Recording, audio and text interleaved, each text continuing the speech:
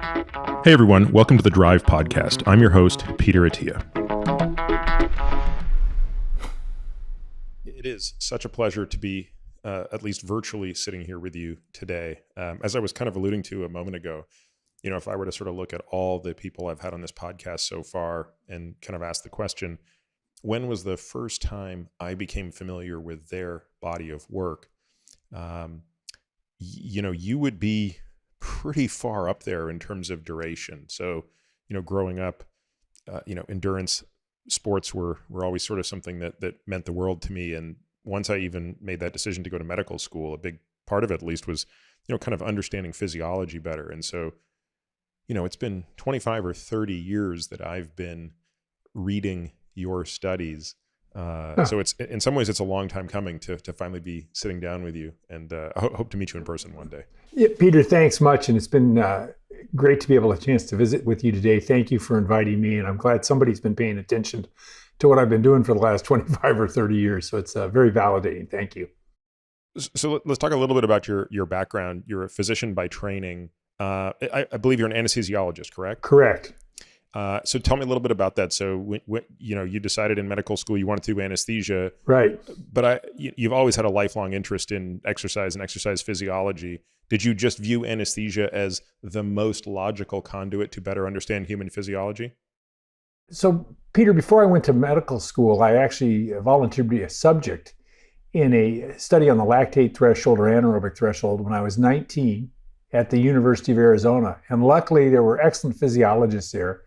But a couple of younger physicians came over from the med school, and it became clear to me when I was 19 or 20 that if I wanted to have a career as a research physiologist doing invasive studies, in other words, putting catheters in people and humans, it might be wise to go to medical school. So this was always sort of my vision starting at about age 20 or 21. And then what happened is I was thinking of going to cardiology or pulmonary medicine, and I was working at the Tucson VA at one time doing a surgery rotation, and I saw what they did in anesthesia, which is a lot like an exercise test. You're measuring people's breathing, you're measuring their blood pressure, their heart rate, and you're giving them drugs that affect their autonomic nervous system, and I've certainly done a lot of that. So I saw it as the flip side of the same coin. And so it just sort of happened, and it is strange, though, to have pursued this vision for over 40 years now. I remember having the same thoughts when I did my anesthesia rotation. I can't even remember if anesthesia was a required rotation in med school. I don't think it was, but it was positioned as sort of a very good thing to do, and I agree with that. And I had a field day, even though I think by that point I knew I was going to go into surgery, but I absolutely loved it. I think as a sort of physiology geek, anesthesia and critical care, for that matter, are both correct. Two remarkable specialties that are, the tip of the spear of what physiology is. Well, it's interesting too, Peter, because when you think about exercise or people climbing mountains or adapting to some unusual environment, the brainstem back there has to do all sorts of incredible things to maintain what we call homeostasis, or the internal environment, in a way that allows you to survive and thrive. Well, in anesthesia and critical care, you turn those mechanisms off, and the physicians and the nurses really become the patient's brainstem as they regulate the breathing of the patient, the blood pressure of the patient, the heart rate, and so forth. So again, it's the flip side of the same coin. And as soon as I saw what the anesthesiologist did at the Tucson VA, it just sort of clicked. So where did you go on to do your residency in anesthesia?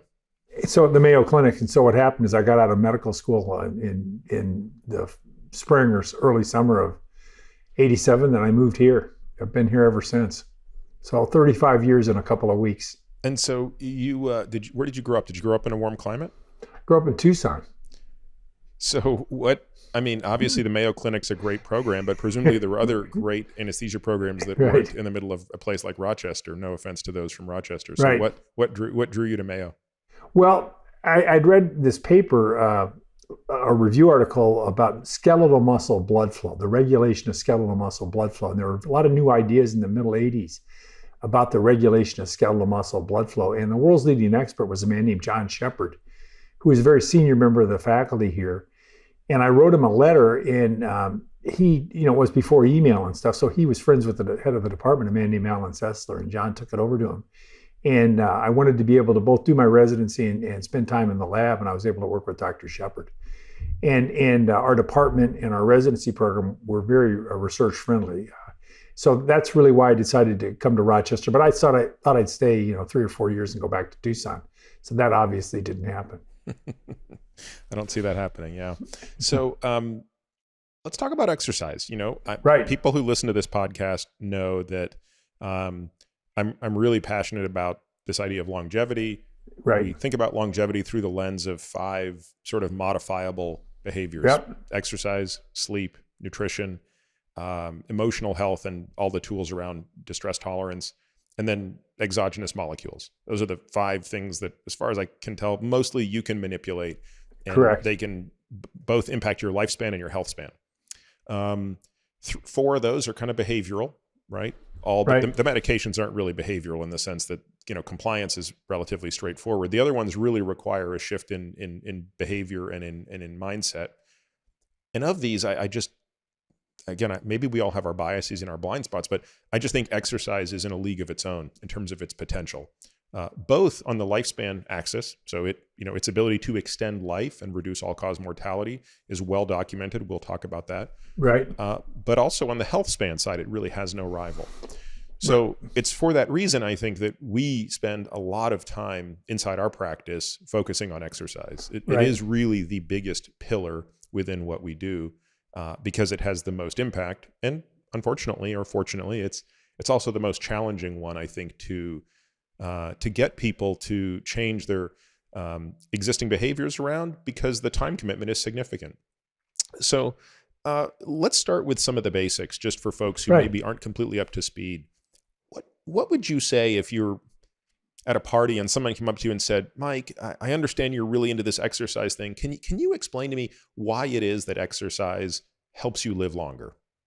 I think there's a couple of things, Peter, and it's multifactorial. The first thing is that, the risk factors that contribute to cardiovascular disease, all-cause mortality, are all influenced by exercise and physical activity. These would be blood pressure, diabetes, to some extent lipids and cholesterol, and also how you deal with stress. So I think you get the big 3 there. There are some other kind of new age or second wave risk factors, like endothelial function, the lining of the blood vessels in your body, that improve with exercise.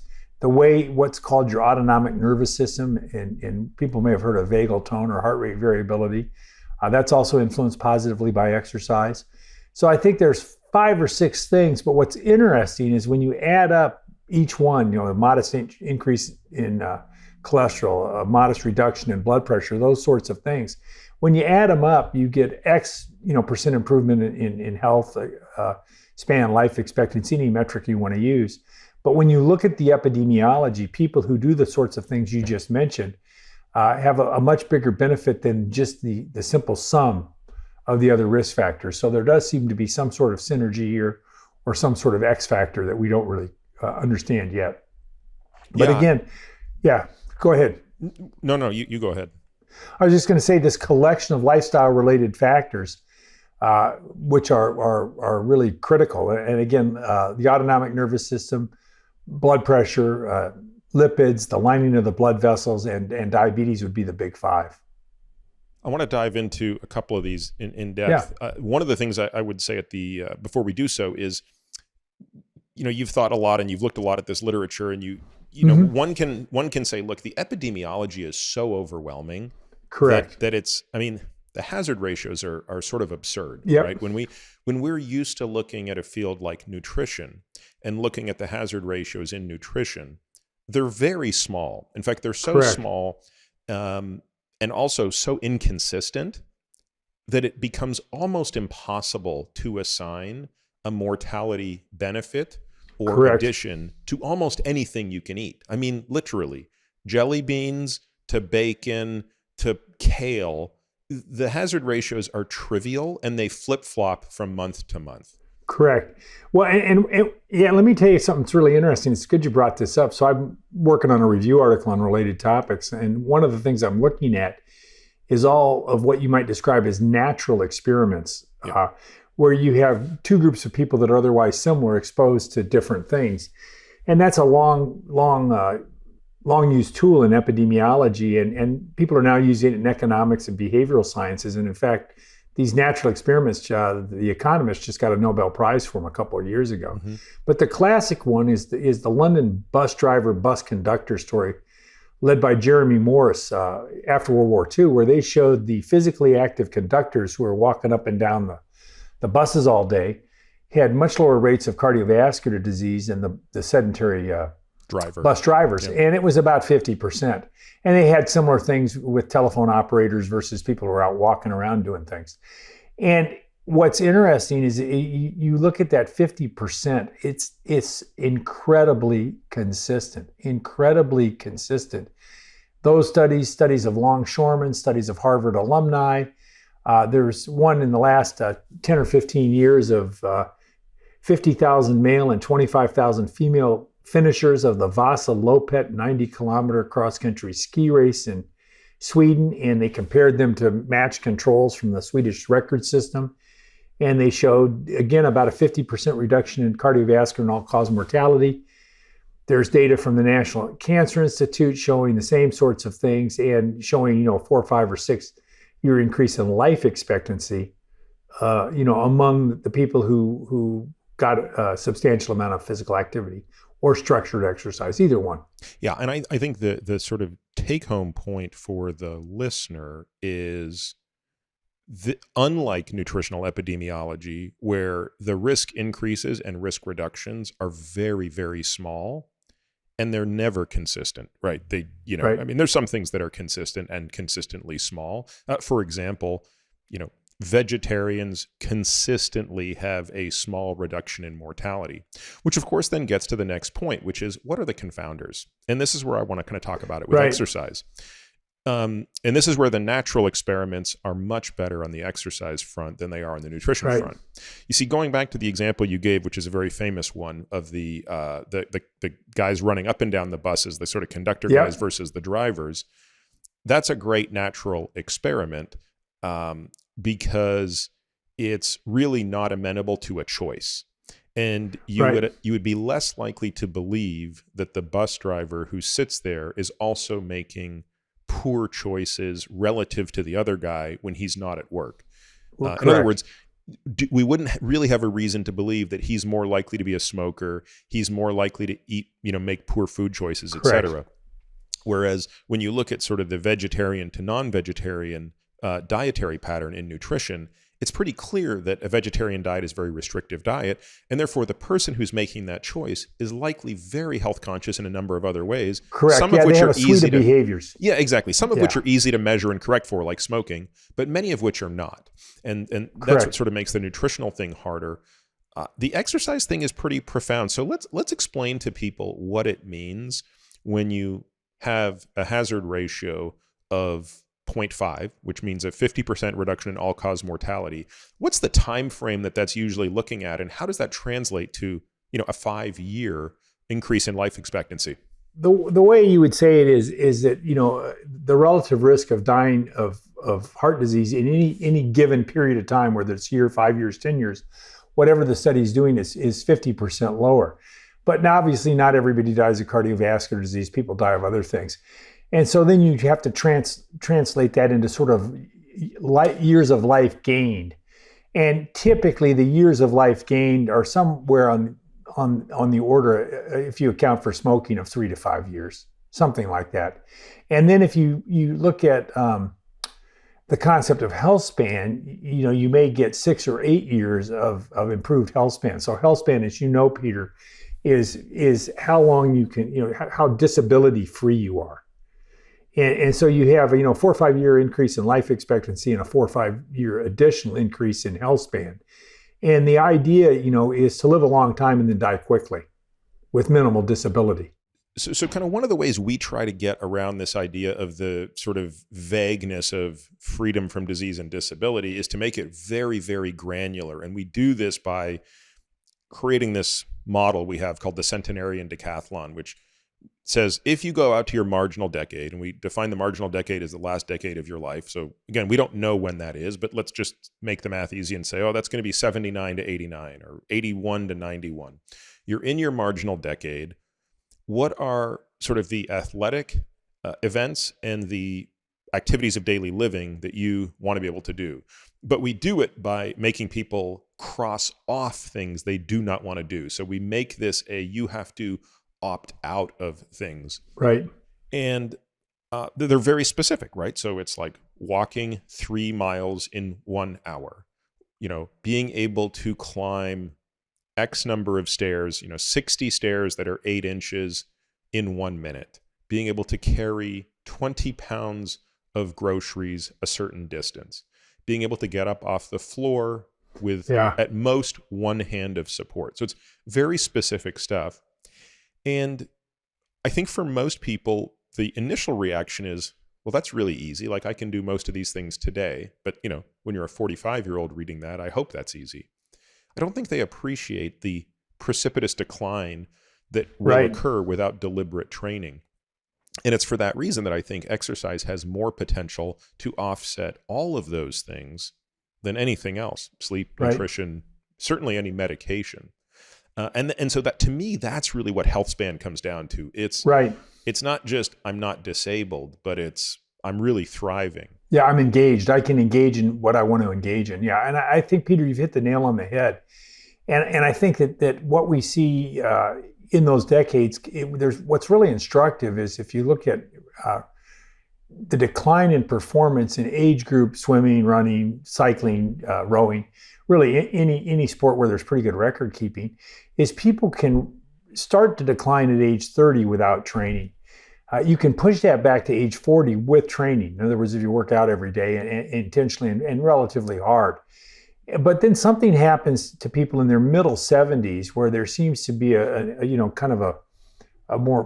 steeper rise.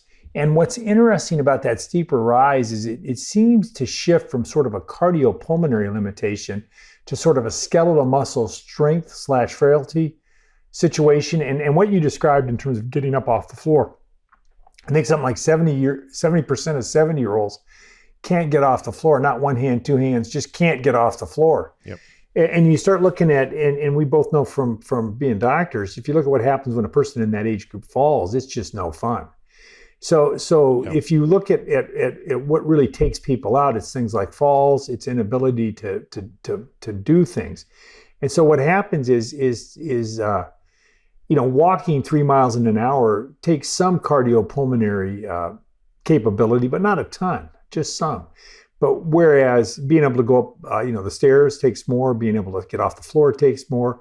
So I think one of the things that people have to think about, especially as they get into their 40s and 50s, is adding strength or some sort of circuit training and agility training to their program.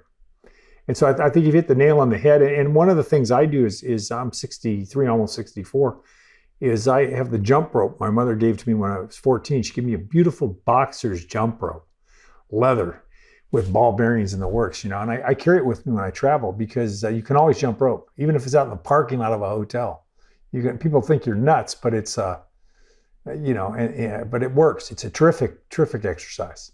It actually is for a number of reasons, including foot reactivity, which is also one of those things that can contribute. The lack of foot reactivity is something that can contribute to the fall. So you're getting the cardio benefit, the coordination benefit, and also this gentle foot reactivity without. And it depends if you know how to skip like a boxer. You don't have to really pound your knees as well. Correct. And the other thing is you do that with some body weight. Some things as simple as push-ups or planks, and if there's a place to do some pull-ups, you're good to go.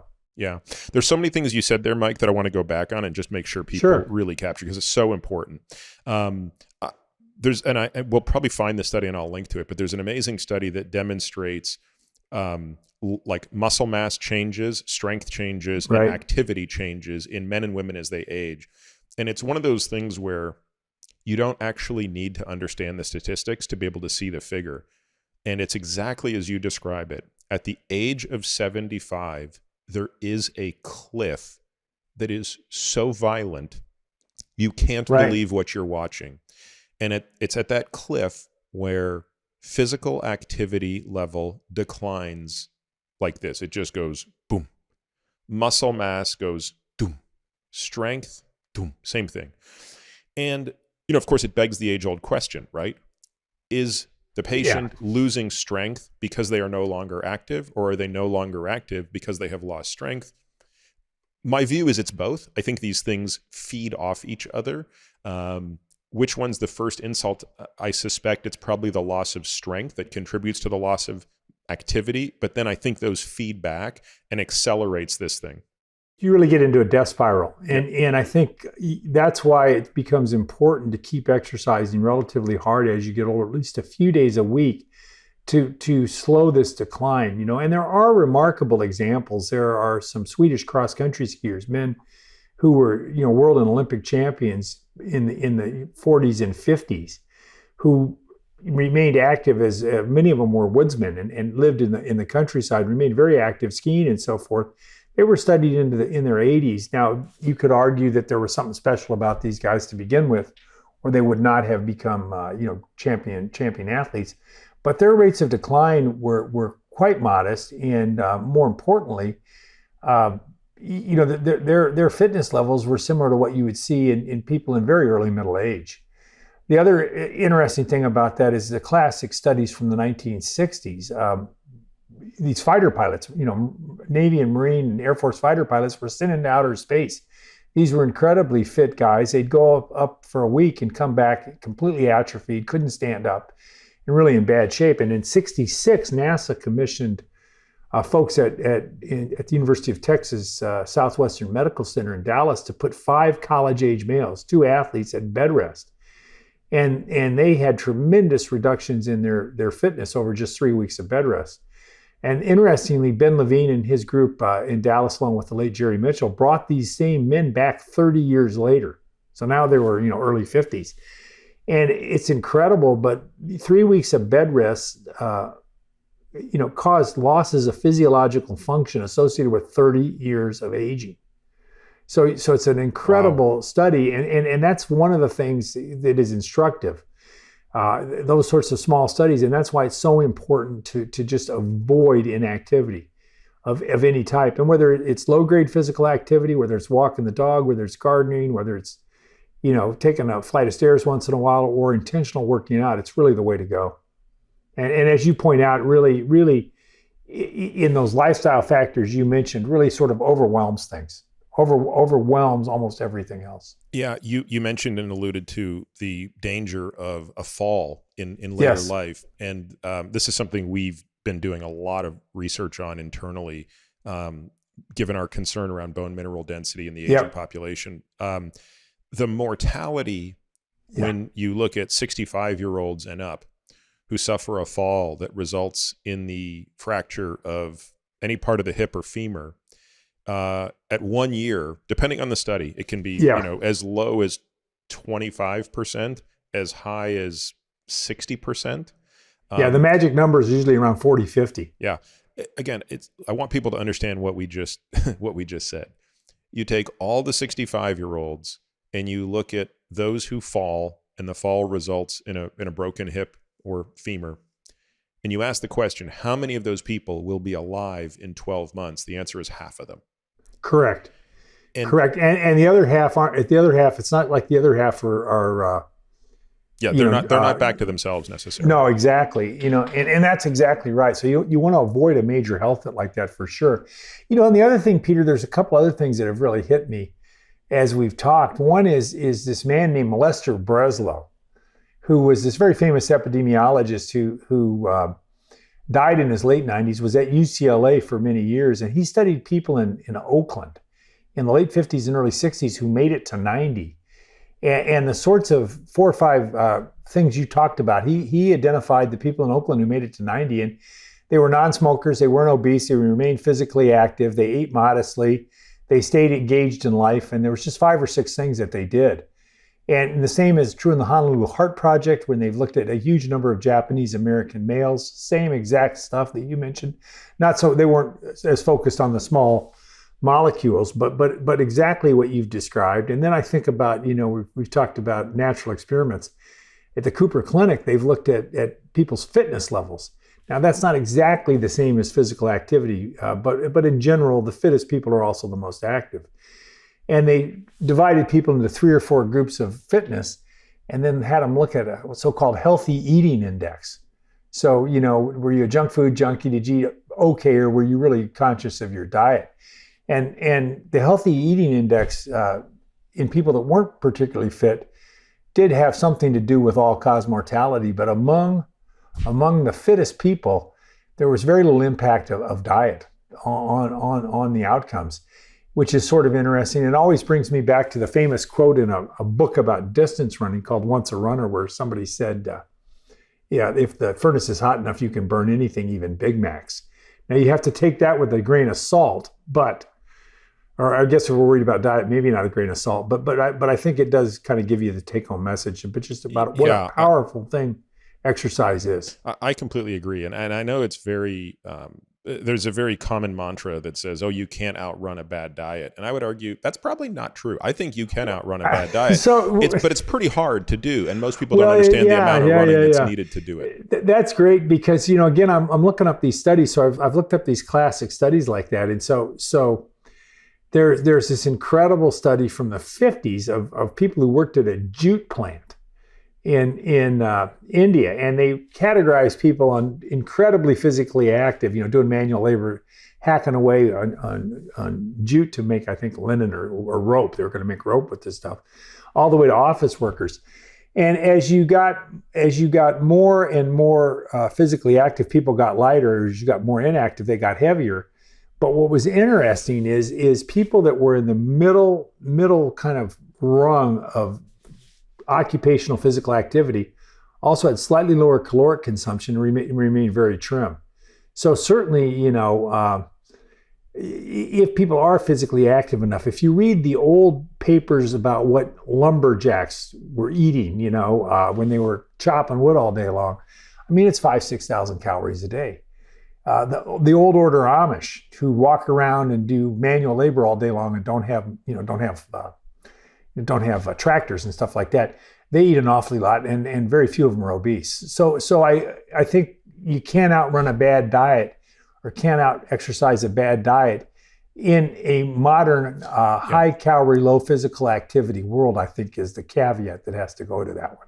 Yeah, and yet when you look at athletes that are doing insane amounts of exercise, most of them have a hard time keeping on weight. Well, there's terrific study about the Tour de France, where they get done every day and they're just handing them food. And, these people are eating ad lib, except when they're on the bike and even when they are on the bike, and they have a hard time, and they're eating 6,000 calories a day. They weigh about 150 pounds. Yeah.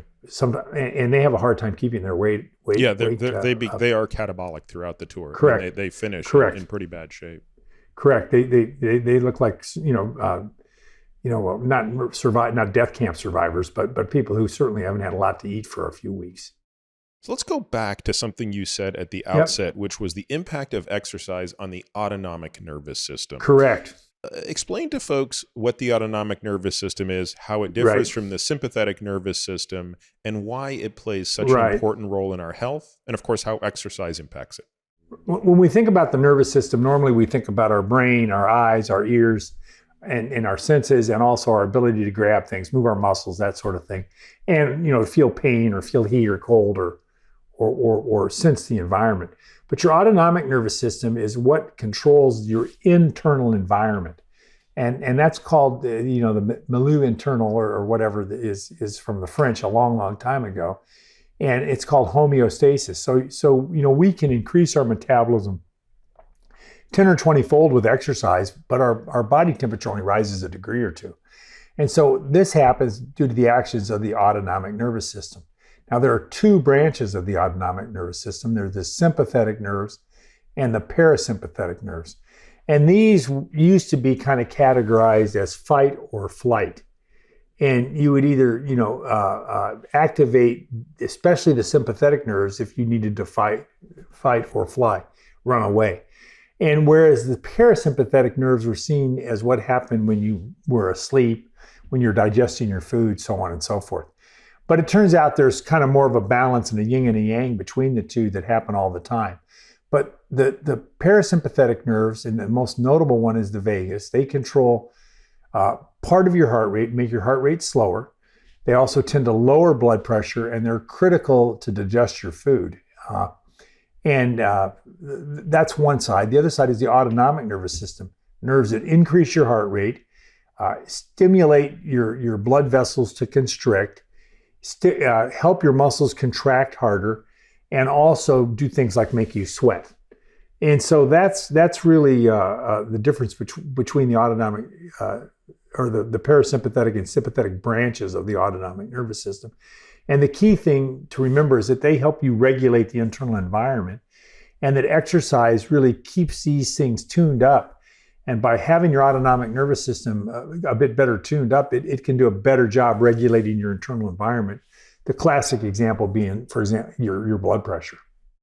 Now, of course, what everybody knows, and we're going to talk in a moment about VO2 max testing and how that's done, because I want to get into the weeds on that. But when we have our patients tested, we have a protocol. We look at their blood pressure before, and then we look at their blood pressure throughout.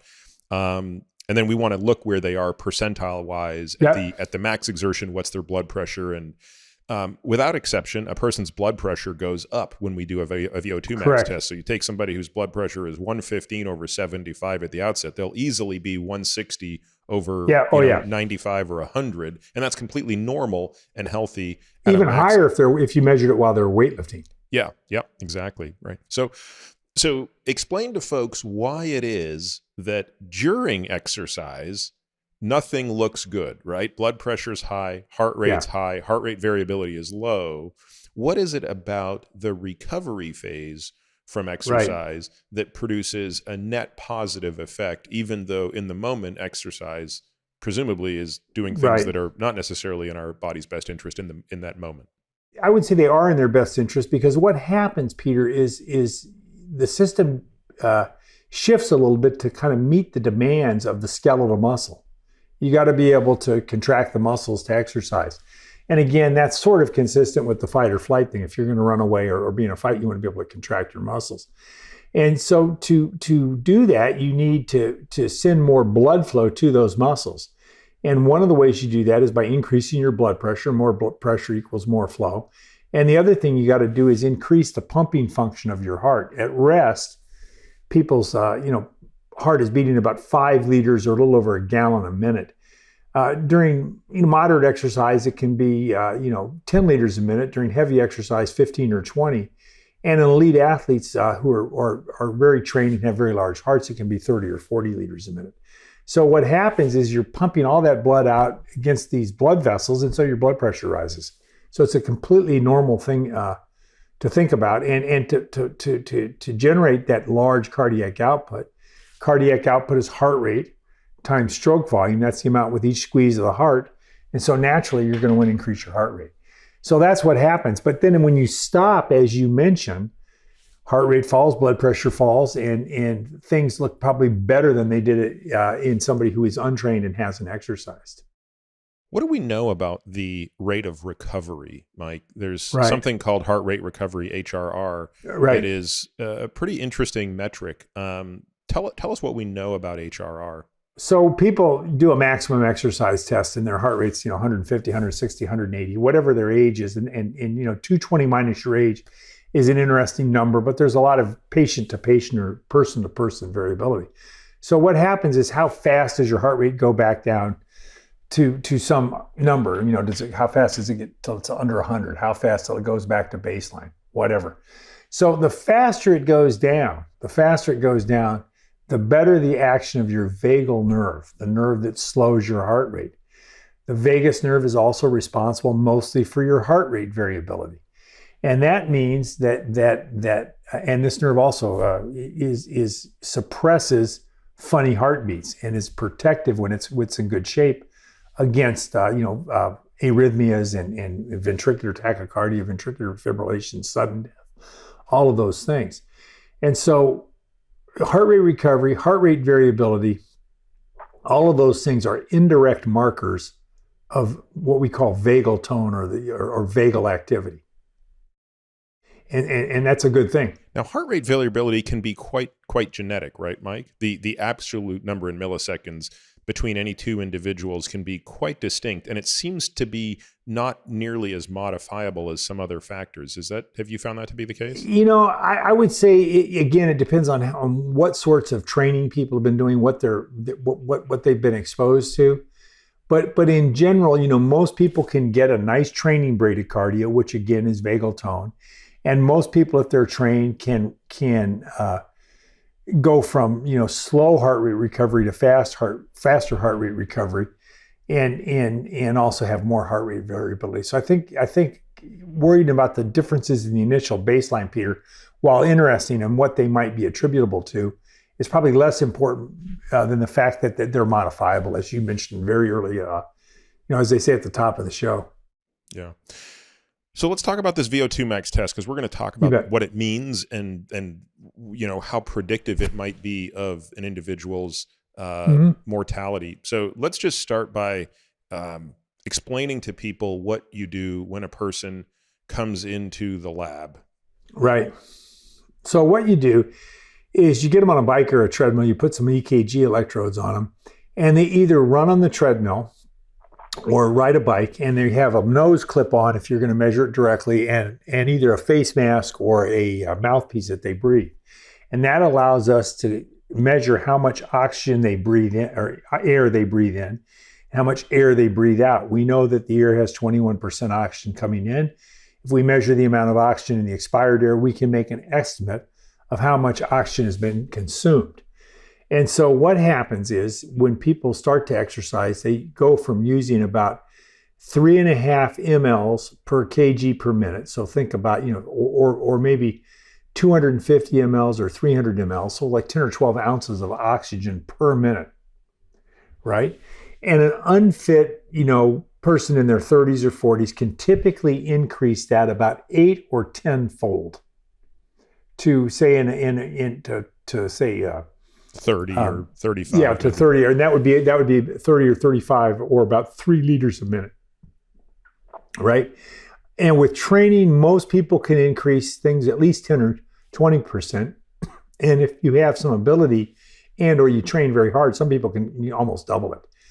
And so what happens is that once your VO2 max goes up, again, just like physical activity, it's a measure of physical fitness, and it's also linked to all-cause mortality. So the fitter you are, the lower your chance of dying in the next year, 2 years, 5 years, 10 years. And for many years, they thought that things sort of plateaued at what they call about 10 or 12 METs. A MET being your resting metabolic rate. So you had to be able to get 10 METs, and 10 METs is being able to run 1 mile in about 10 minutes, roughly, for the average person. And now people have shown, a group in Henry Ford in Detroit have shown that continues to rise even up to 15, 16 METs. So people that are quite fit continue to gain benefit in terms of all-cause mortality. I mentioned the cross-country skiers earlier. And while they didn't do VO2 max tests in those people, the people who had completed the most races and done the races the fastest, so people who had both been active for the longest period of time and probably were the fittest, also had lower all-cause mortality than people who had not compared to sedentary peers, but compared to people who'd done a few races a little bit slower. So yeah, peak fitness matters. Yeah, when we look at that there's a paper in JAMA that I think is by far the most compelling description of this phenomenon. A couple things are noteworthy about it. And I've talked about this on a previous AMA because it's really I would consider it one of the 10 most influential papers that I have read in terms of changing how I think about health span and lifespan. As you said, the relationship is monotonic and it does not plateau. So correct. That's an important thing to appreciate, which is this is a more is better phenomenon. And very few things in physiology are more is better. Yeah. Usually physiology behaves in U's and upside down U's, or maybe J's and things like that. Or plateaus. S-shaped or whatever. Yeah, S-shaped curves, exactly. Sigmoid curves. But this is not the case here. This study that we're talking about put people into the bottom 25th percentile, 25th to 50th percentile, Yep. 50th to 75th. And then the last group, it basically divided into, 75th to 97.5. And then they had that little sliver of people that they Right. called elite that were at the top 2.5 percentile. And all-cause mortality just went lower and lower and lower and lower. Correct. And if you looked at the hazard ratio the other way, because we often think about hazard ratios in risk reduction, but if you look about it in risk increase, when you compared the people in the top 2.5% of VO2 max to the bottom 25%, the hazard ratio moving in that direction was 5.04, Yeah. if my memory serves me Right. correctly. That means there's a 5-fold increase in all-cause mortality between the fittest 2.5% and the least Correct. fit 25%. And even when you took something less extreme, I believe if you looked at the least fit 25% to the third quartile, so the 50th Yep. to the 75th percentile, the hazard ratio was still about just below 3. I think it was 2.75-ish, which Yep. was kind of right on par with the increase in mortality that you would see from having end-stage renal disease, which is, by the way, greater than the hazard ratio associated with smoking.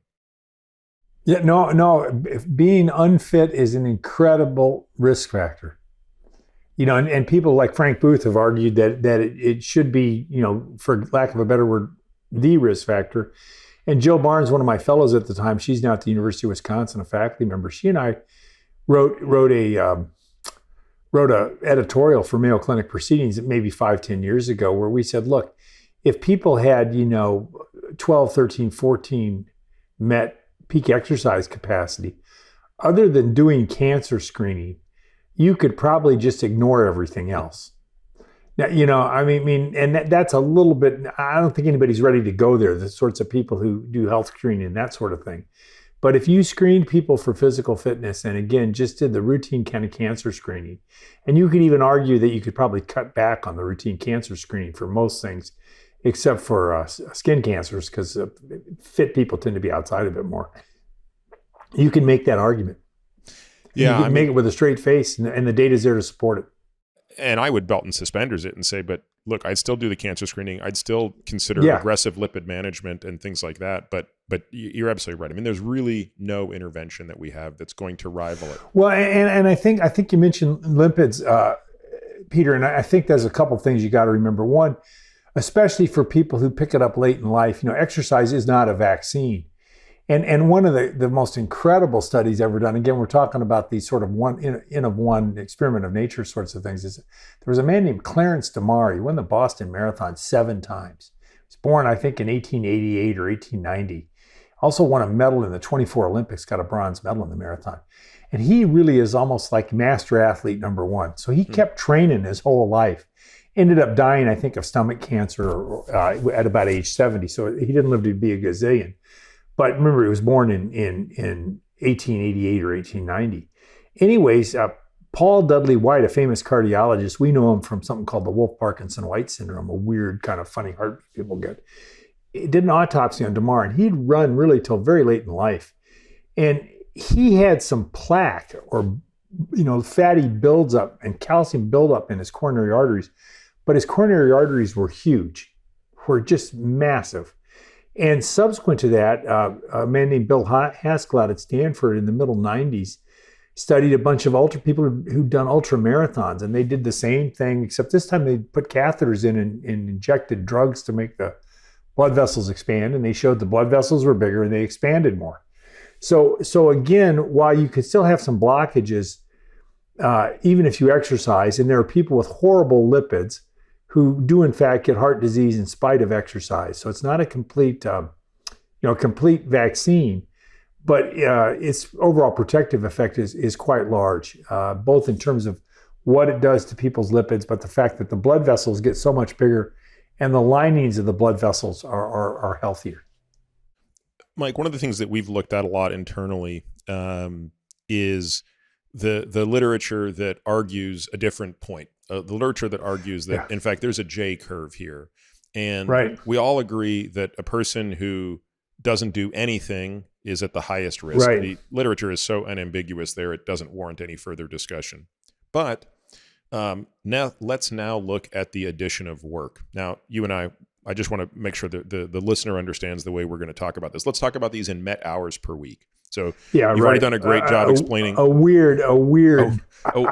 I've actually had to convert my own training into a Met hour per week spreadsheet so that I can interpret what I do in the context of all the literature. A weird metric for sure. Totally weird. But let's explain to people what it is, right? So you've told us what a Met is. One Met is the metabolic expenditure of sitting at rest, which corresponds to about 3.5 milliliters per minute per kilogram of minute ventilation.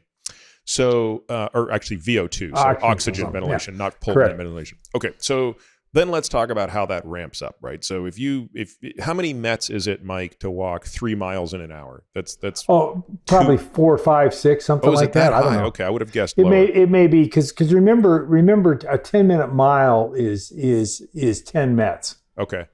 A 10-minute mile is 6 miles in an hour. Yeah, and that's pretty nonlinear. So you're right. It's probably about 3 to 4 Mets, I would guess. Would be something like that. Yeah. Okay. And then, of course, as you noted, to run 6 miles in an hour would be 10 Mets. So let's say you did that. So you went out and ran 6 miles in an hour for an energy expenditure of 10 Mets. So that would be 10 Met hours. You did 10 Mets times 1 hour. And if you did that 4 times a week, and that was the only thing you did, you'd be at 40 Met hours per week of activity. So I do this for my training. So I spend, how much time am I on the bike at this many watts, and in the weight room, and, carrying my rucksack. And, I'm sort of in the 100 Met hours per week category. Correct. So if you look at the literature, the epidemiology on this, it would say my mortality risk might be higher. That would be the headline than someone who's doing 40 Met hours per week. In other words, it's a J curve. So it sort of starts up here, highest mortality at nothing. Mortality comes down, sort of naders, depending on the study, between 50 and 75 Met hours per week. And then the mortality tends to climb. Now, I won't go into this in great detail other than we've looked at every one of these papers, and we find significant fault in each of them. What do you see? Not all of them say that. Not all of them say that. In some the of them sense don't. That the big NCI study with 650,000 patients or subjects didn't say that. And again, what I really like is that cross-country ski paper that I mentioned from Scandinavia. And these, if somebody's going to ski 90 kilometers, and if they're going to do it year after year, and they're going to do it fast, they have to be training a lot. You're going to have to be training a lot. You're going to have to be training year round. You almost are certainly getting all sorts of Met hours and training pretty hard. Now, the one caveat in all this is that, and I agree with you completely, I don't think the evidence for a J curve is particularly good. The other thing is, in many of these studies, the number of people that are way out there is very small. So even one death, somebody gets hit by a car or something, it can make a difference. That's certainly one of the problems with a study from Copenhagen, as I recall, or Norway. I can't, but one of the Scandinavian capitals. Yeah. And again, so I really think that the dispositive study here is the real world data from the Vasilopet story. Now, the one thing that does happen is that people do have at least an apparent increase in risk of atrial fibrillation. And now there's a couple of caveats to that. The first thing is they do not have any increased risk of fatal arrhythmias. I mean, atrial fib is no fun, but it certainly can lead to medical problems, but not typically doesn't kill you. The sorts of things that kill you, ventricular arrhythmias, these are not seen to any greater extent in these people that are really heavy exercises for their entire life. So then the question becomes: do these people actually have more atrial fibrillation, or is it just that they're exercising and notice it? And that's the controversy. I think you would probably have to say that people who train the way you're talking about for their entire life have some increased risk of atrial fib compared to people that are just super healthy otherwise and physically active at that 50 to 70 Met hour per week thing you're talking about, or level you're talking about. But your risk of atrial fibrillation is still probably lower than people who are sedentary, hypertensive, obese, diabetic, and so forth. And there are good treatments for atrial fibrillation, and you continue to be protected against fatal arrhythmias. So I think that that's the one caveat, I think, that where the evidence is better than marginal. This atrial fib story. And what do you think about sort of myocardial fibrosis? There's been some talk about that. Do we see compelling evidence to suggest? No, I think in fact you see the opposite. If you look at people who've been if you look at, again, the data from Ben Levine's group down in Dallas, where they've done a bunch of echoes and loaded the heart and done all kinds of things, and they show that young, fit young people have very flexible, compliant heart muscles, and they show that declines with age, but doesn't decline nearly so fast in people that are either habitual exercisers or people who've remained master athletes, remain highly competitive. So again, I think that you can talk yourself into these sorts of things through a case report here, a case report there. But when you look at the sort of data that came from Ben's lab and other things, you see that this sort of training keeps the ventricles compliant, flexible, and able to handle the increased demands and pumping demands of exercise. So I think the fibrosis argument's a little spurious. I think we've talked a little bit earlier about the large coronary arteries in people that are habitually physically active. We've talked that those arteries vasodilate better. They probably are less likely to generate a clot. And then we've just simply said, and you're protected against fatal arrhythmias, we've just simply said there may be a subtle increased risk in atrial fibrillation. But again, good treatments for atrial fib. And so I think you're in good shape. I think in that regard, doing as much as you do, Peter. And I think then the other thing to remember is that it's not an absolute vaccine or an absolute, you work out an hour a day, you're never going to get have heart disease. But I think your risk can be dramatically reduced, as we've discussed throughout the visit so far.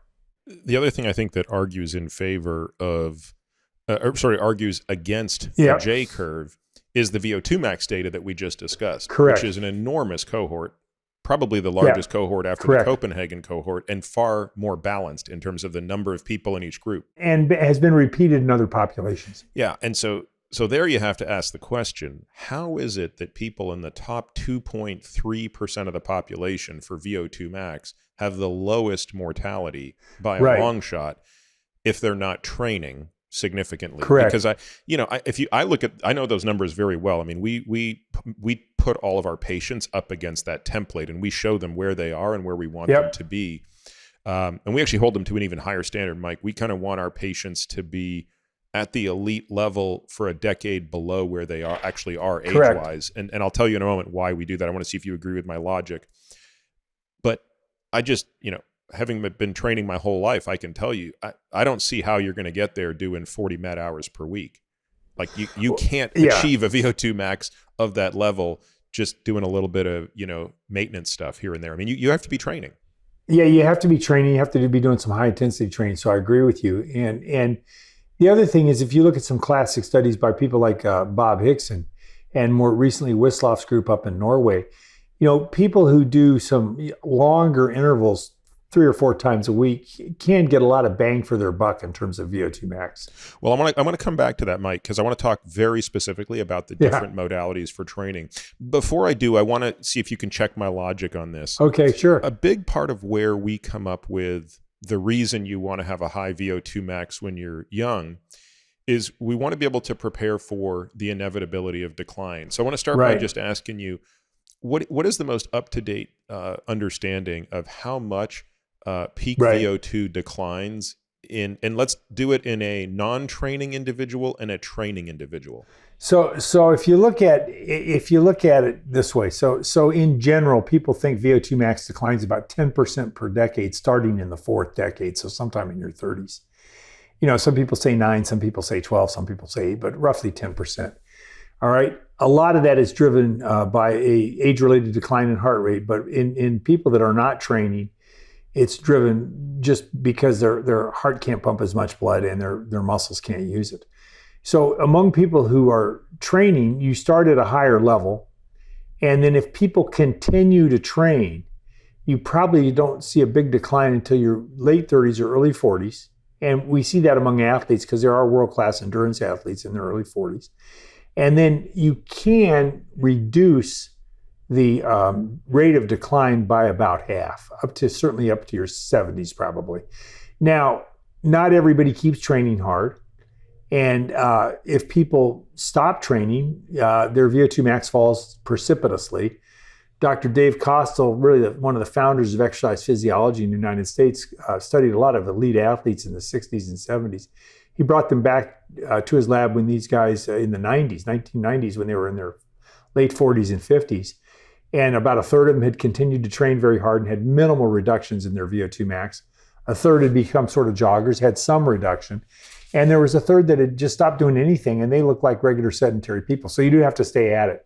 So I think and there's a group of master athletes out in the LA area who were studied. Same sorts of things. People declined and their VO2 max declined. But among the people who continued to train intensely, and in the case of the men do some strength training, their VO2 max declined at a much lower rate. So you have a situation where it's 10% if you do nothing, somewhere, and if you really work at it and stay with it at a really high level, it's maybe 5 or 6% per decade. But most people who've been super competitive can't quite keep doing that their entire life, so they drop off a little bit. But even if they drop off 10% per decade, they start at a much higher baseline. So if your baseline is 60 versus 35 and you lose 10% per decade, you're still going to be way, way, way ahead.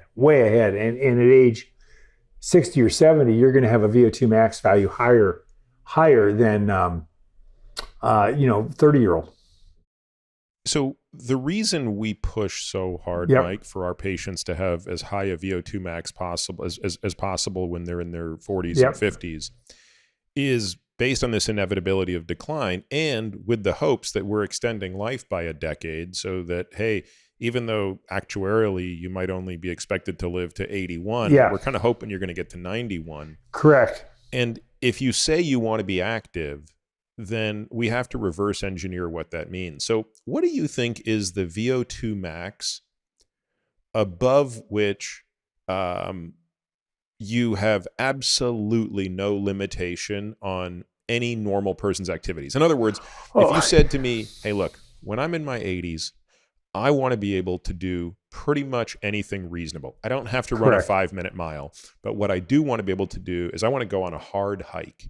And if that means I got to climb 100 feet in half a mile, so be it. Well, Peter, that's a great question. It goes back to one of your earlier comments about, your scale versus the traditional kind of anti-frailty scale.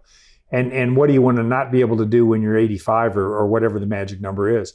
So if you look at it, 14 METs, which is a VO2 of 14 mLs per kg per minute, or 4 METs. 4 METs is required from an oxygen consumption sort of perspective for people to do their activities of daily living, which means an occasional somewhat brisk walk for a few minutes and be able to kind of get around the house, go to the supermarket and be, quote, independent, whatever that means. Yep. And now if you want to be able to run, a mile in 10 minutes, that would be 35 VO2 max. Yeah. Yeah, 35 or 10 METs. Now, so somewhere between those two are the magic numbers. And so I would say that, if somebody in their 80s had a max in their 20s or lower 30s, that'd be terrific. Well, that's so funny what you say. We have arrived at 30 to 31 as the magic number. That would be a rough guess. And what's interesting that you mentioned that is those Scandinavian elite skiers I mentioned had values in the very high 30s or low 40s. In their 80s. In their 80s. Now, but remember, they would any sort of biological gifts or genetic gifts that those men had, and or the fact that they started to train, probably be very physically active as youngsters and really were maximally physically active from age 13, 14 to probably 30. Yep. That would account for that. Yeah. So I think 30 be a terrific goal, but I think the other thing too is how many push-ups do you want to be able to do, and how many sorts of body weight type of things do you want to be able to do? What sort of agility maneuvers do you want to be able to do? And I think you have to kind of factor in orthopedic problems and that sort of thing. But again, we have good treatment for those now. And our orthopedic surgeons can fix a lot of things that otherwise would have made people very difficult for them to walk and move around. Well, and we think a lot about those things, and we think that strength and stability need to be trained in parallel and as hard as we're training from a cardio standpoint. But I do think this idea that, hey, if you're trying to reverse engineer ending your life with a VO2 max in the mid-20s to high 30s, the good news is you are never going to not be able to do something that you want to do. Correct. If you're in the airport and the escalator isn't working, you don't care. And I think the thing you have to ask people, and this really resonates, is, do you want to be able to play with your grandchildren? That's one question for people. The escalator question, that's a terrific question. A terrific question, Yeah, I was just in the airport last week. Escalator down, you got to be able to carry, and it was one of those really long ones. Yeah, right. You got your carry-on bag plus your backpack, and you got to get up the escalator. Now, I'm sure somewhere out there was an elevator, but the point is, do you want to be able to do this stuff? And if you do, then you have to do the math. You have to work at it. Agreed. That's right. You got to do the math. Well, and what's interesting too is if you see a few people around here in rural Minnesota who grew up on less than fully mechanized farms and remained active milking cows and doing these sorts of things, doing a whole lot of chores. And it's remarkable the muscle mass that some of these men and women have. That some have, and I think that is something to keep in mind too. If you look at these people in these, and if you look at in Japan, for example, and in a couple of places, the hilliest parts of Japan and some of the hilliest parts of Italy and Greece are where the longevity is the highest. And people have argued it's because people have to walk up and down the hills, and also. And so they keep their balance, they keep their glute strength, they don't fall, that sort of thing, Peter. And also that they're living a more rustic lifestyle is probably getting them some de facto strength training on a daily basis. So I agree with you. Let's talk a little bit about VO2 max again in terms of what is actually driving it. So let's go through all the variables, right? So you've got sort of gas exchange in the lungs. In the lung, correct. And then you've got gas exchange then you have pump efficiency, right? So we went through the mechanics of that again, but just so people understand what we talk about, you've got stroke volume, contractility, of course, afterload and preload and all these things that determine basically the efficacy of the pump to move the medium to the capillary bed. And then you have capillary exchange in the muscle bed. Right. So broadly speaking, let's just say those are three variables, right? You've got the gas exchange at the source, you've got the pump, and then you've got the gas exchange at the destination. I know that's overly simplistic. Yeah, it's a way to look at it. So let's just think you got air to lung, lung to blood from the heart to the tissues, and oxygen from the blood to the tissues, right? So there's 4 or 5 steps like that, and you enumerated the 3 big ones. And so in general,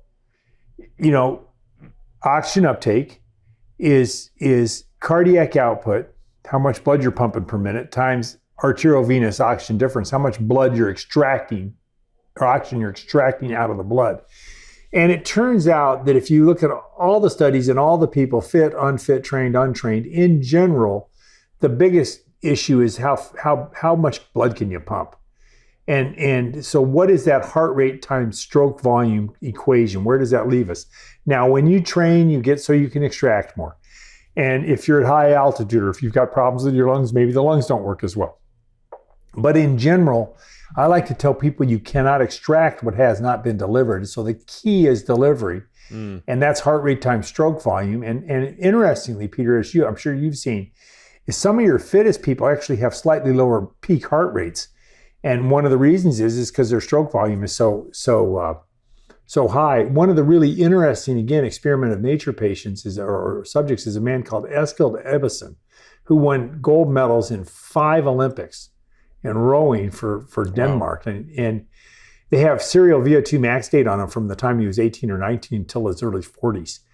And his VO2 max stayed around 5.6 liters per minute, which is quite high. Wow. And he weighed about 70 kilos. I believe he was a lightweight rower. And anyways, but his peak heart rate dropped from about 190 to 150 over that period of time, which all that means is that he was able to pump the same amount of blood, but he had to do more with each beat. And that's sort of an interesting example. But the data that's an insane example, actually. Yeah. And again, these are the sorts of things you see. So that is really the key. And so in other words, in the individual as they age, we think that the majority of the reduction in VO2 max is coming from cardiac output reduction. And the majority is probably coming from a reduction in peak heart rate, which can be buffered to some extent if you have a nice compliant ventricle, like we talked about. I mean, I'll tell you, I'm not quite yet 50, and I am just saddened by the reduction in my peak heart rate. It is really breaking my heart. I mean, mine was never very high anyway, and I don't worry about it. But I'm 63, so I stopped worrying about it.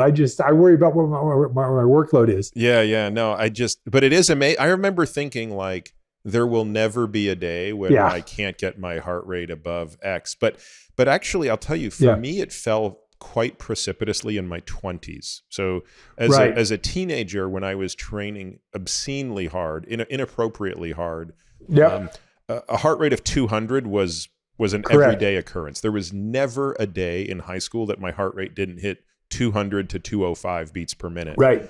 And then by the time I was in medical school, so 24, 25 years old, all of a sudden it dropped immediately to about 180. It became very difficult to get over 180, which, by the way, was far lower than the 220 minus your age prediction. So, Peter, I was in a study. I was in two famous studies as a subject. One is this lactate threshold study when I was 19. And then a few years later, I went and worked one summer at Washington University in St. Louis, and I stopped training. I had just finished my last year of track and field at the University of Arizona. I'd run 10,000 meters in 30:48 and done well on the Pac-10s, which was a fast time. Well, I was good enough to get lapped by the world record holders, what I like to tell people. But anyways, what happened is my peak heart rate was like 185 or 188, I can't remember. And over the period of 12 weeks of detraining, it went up to about 10 beats a minute. So it went, which would have been, in the high 190s, which would have been, quote, 220 minus my age at the time. But again, and there are all sorts of examples. There's a bunch of data on elite athletes showing that some of them have peak heart rates similar to 220 minus their age, but many are lower than that. And they're like Eskil Ebbison. There are some people that have been world record holders, Olympic champions, that had peak heart rates in the 150s. Yeah, if I hit 170 today, it's a correct. That's a good day, that doesn't surprise me. Which is about 220 minus my age. But my guess is I'd be hard pressed to get to 140. Mm-hmm. I was talking with Lance Armstrong had him on the podcast less than a year ago actually, and we were talking about back in the heyday of his tours, they weren't really looking at their power meters when they were competing. So they trained with a power meter, but when it was race day for the time trial, you just went off heart rate, and I was just blown away. I mean, so you got to think Lance was winning the tours between 28 and 35. Right. He was still holding 200 beats per minute for the entire time. For his heart, trial. right. So imagine, and again, 45 minutes at 200 beats per minute when you're 30 plus years old is and on the other example, there would be a man named Bob Schul, who is an American who won the 5,000 in 1964.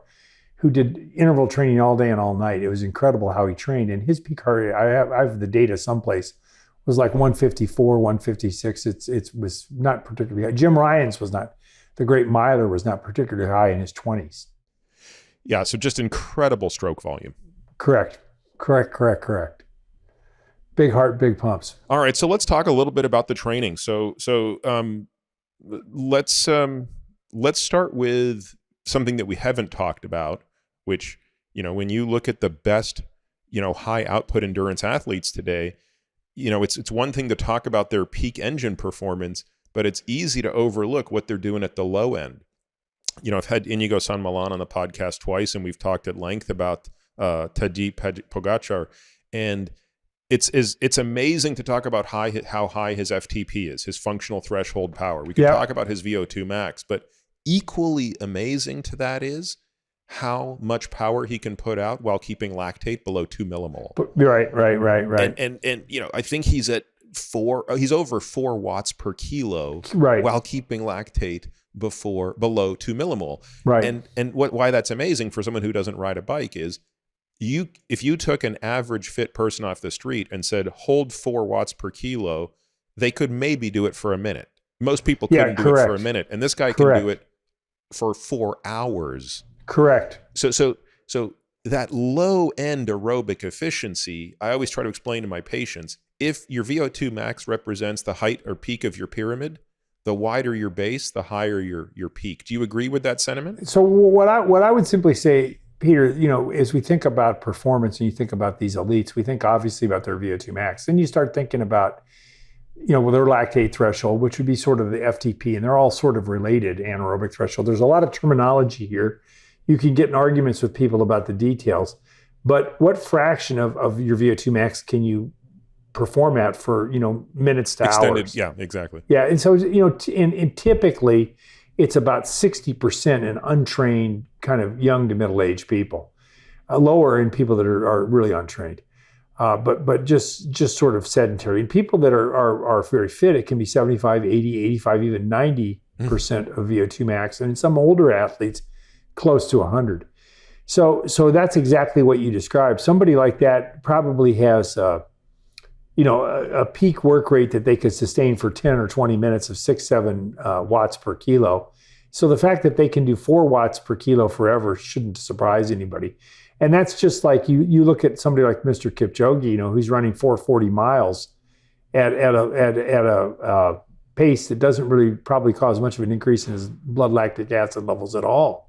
Did they ever reveal any of those metrics? Yeah, that data's been published now. So tell me, what was his lactate level at the completion of the just under 2 hour marathon? Well, remember at the end of the race, you wouldn't have a lot of carbohydrate on board, but I would just simply say he can run 440 miles or over 12 miles an hour at levels that barely nudges lactic acid levels. Barely nudge him, but remember too. But his VO2, and what's interesting is when I first started thinking about this and making models of performance, I thought the highest number was 85% of max, and it's probably closer to 90 for somebody like him. But the other and when you were talking about FTP for 1 minute, the other interesting thing about that, Peter, is the Kipchoge challenge. People have gone and put treadmills at 12 and a half miles an hour. And see how long somebody can last on the treadmill. Yeah, they're getting spit off in 30 seconds. Less than that, So same sort of thing. So I think that sort of training, and these people are training 2, 3, 4 hours a day. If you look in terms of the runners, running is limited to some extent because of there's almost, orthopedic issues. Yeah, the impact becomes a problem. The impact, right. And so it's really difficult for people to run more than about 120 or 130 miles a week and ever do hard training for prolonged periods of time. Now, there are a few people who can do it. And if you look at what Kipchoge does, it's almost identical, even day for day, what Bill Rogers and Frank Shorter did. Does it at altitude, but there's a lot of medium 8 and 10 and 12 miles of runs, a couple of hard interval sessions per week, and a long run, and that's so that gets them to 120 miles a week, week in and week out. Now the cyclists can do more because you don't have that issue. But remember that with cycling, you're going up and you're going down, and you have always a chance to take a break here and there. The swimmers do a ton as well, and again, because swimming is very forgiving. In terms of not beating people up, provided your shoulders, don't get a bunch of tendonitis. But what's amazing is that if you look at what the elite of the elite are doing, it has not really changed that much for 50 or 60 years. You have better equipment, you have better races, you got better this, better that. But in terms of, if you look at the data on the elite of the elite from the late 60s and early 70s, it's not like Kipchoge's VO2 max was 90. It was high 70s, just as what you would anticipate, and so forth. So I think a lot of what's happened in terms of at the very edge of things has been better races. People now have longer careers. They don't stop when they're 25 or 26. Sports medicine is better, so if they get injured, they can recover. We saw this in last night with Klay Thompson. He had 2 injuries that 30, 40 years ago would have been, basically career ending. And he's come back from a combination of an ACL issue and an Achilles especially. He used to just destroy people. He's playing very well. So I think those sorts of things, the races are much better, and they used to run the Boston Marathon at noon when every so often you'd get a really hot day. So I think that's what's happened. So most of the improved performance can be equipment, these sort of social factors. Unfortunately, in the case of Mr. Armstrong, people, bending the rules and so forth and so on. But yeah. So let's talk about kind of the intensity levels that one needs to be training at. So again, we could pick the most extreme example and talk about Kipchoge. So how many hours per week is Kipchoge running? Because I know he also does a ton of other strength training and body weight training. My guess is, my guess is that the total amount of time he's running is somewhere between 14 and 18 or 20 hours a week. Okay. But remember, he can, he's covering a much greater ground, of course. Right. Yeah. So he can do that. And again, if you looked at it in terms of the lactate threshold or the equivalent of critical power on the bike, probably 60, 70% of that is fast, but not that fast. They typically start off their group run sort of jogging, and then they pick it up over time. Yep. Also remember that he's doing this at 7,000, 8,000 feet. And then my understanding in reading his training program is that, on a couple days a week, he goes to a track and they run, multiple 400 meters, let's say 200 meter jog, or multiple kilometers with a 200 or 400 meter jog, like 10 times a kilometer, very fast. Yep. So the total amount of time he's running faster than race pace might just be 10 miles per week. So he's probably running about 60 or 70% of his stuff. Some of it quite slow, but most of it, medium fast, but certainly not, where he's can't talk to you, where he's short of breath. Then he's probably spending about 20% of his time where he can still talk to you, but he's pushing it a little bit, and probably 10% of his time where he's pushing it a lot. Yeah, I mean, that's exactly my impression, and it's the same impression I have of elite cyclists and elite swimmers. Yeah, no, and that would be true for that those sorts of breakdowns, kind of the 60, 70, 20, 30, 10 are pretty typical. Now, what's interesting is that's really emerged the last, say, 20 years. If you look at people who've looked at the history of training, and they have gotten training logs from people, and I told you we have lab data on people that's quite good starting in some even in the 1930s, but certainly by the 50s and 60s, we got plenty of good data. And if you look at what these individuals who have tremendous treadmill values, tremendous VO2 max values, ran very fast times on like dirt tracks and muddy conditions, that sort of thing. Or kind of what we would describe as a kind of a kludgy bike now. It's certainly no aero bars. Or, look at the swimsuits people were racing. So if you look at what those people were doing, they were doing all kinds of things. There are people, runners in the 60s, there were people, again, like Bob Schul, a fascinating man who's still alive, who his morning workout would be 40 times 100 meters with a short jog in between. And his afternoon workout might be 20 times 400 meters. And he rarely ran continuously at all, except in races, and it would be a fast interval, slow. And there are other people who ran, up to 200 miles a week and hardly ever ran fast, again, except in races and some strides. And then there were already people doing the sort of mixed training I described a minute ago.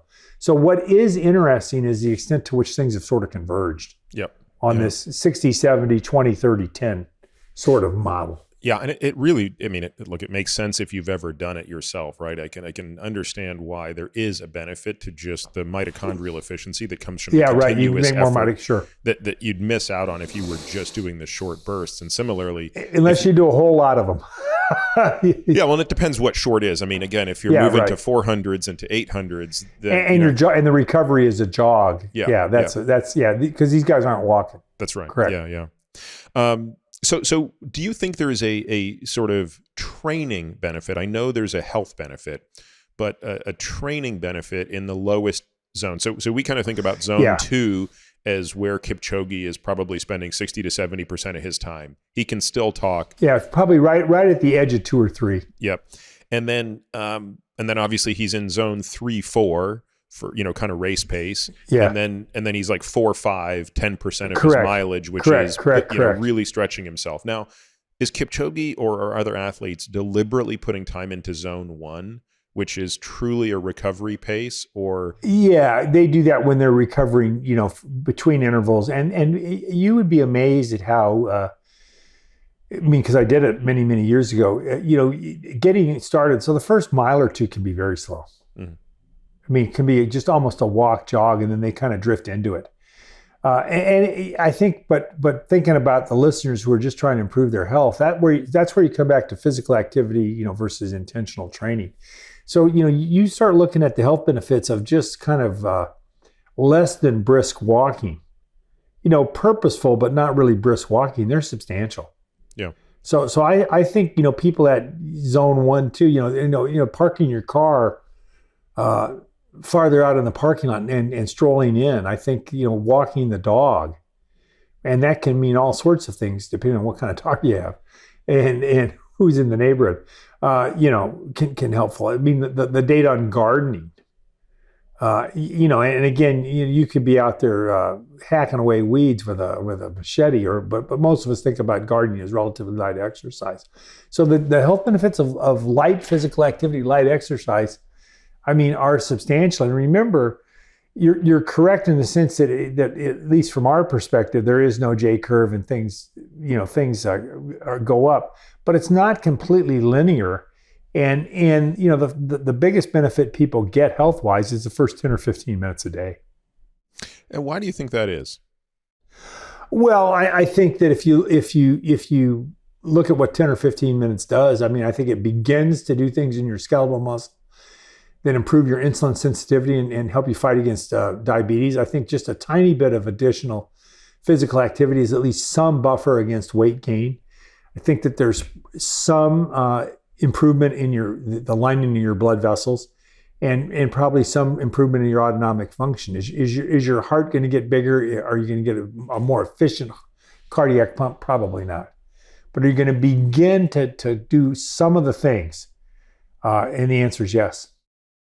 So, Mike, should those of us who really kind of care about this and care about using as many metrics as we can to understand this, and should we be looking at heart rate recovery and adding that to our kind of repertoire of something we track in ourselves as we train? So, I think that and you see it more among the cyclists than you do again among the runners. And I think that there are people that are really into tech and monitoring, and then they're sort of tech nudies.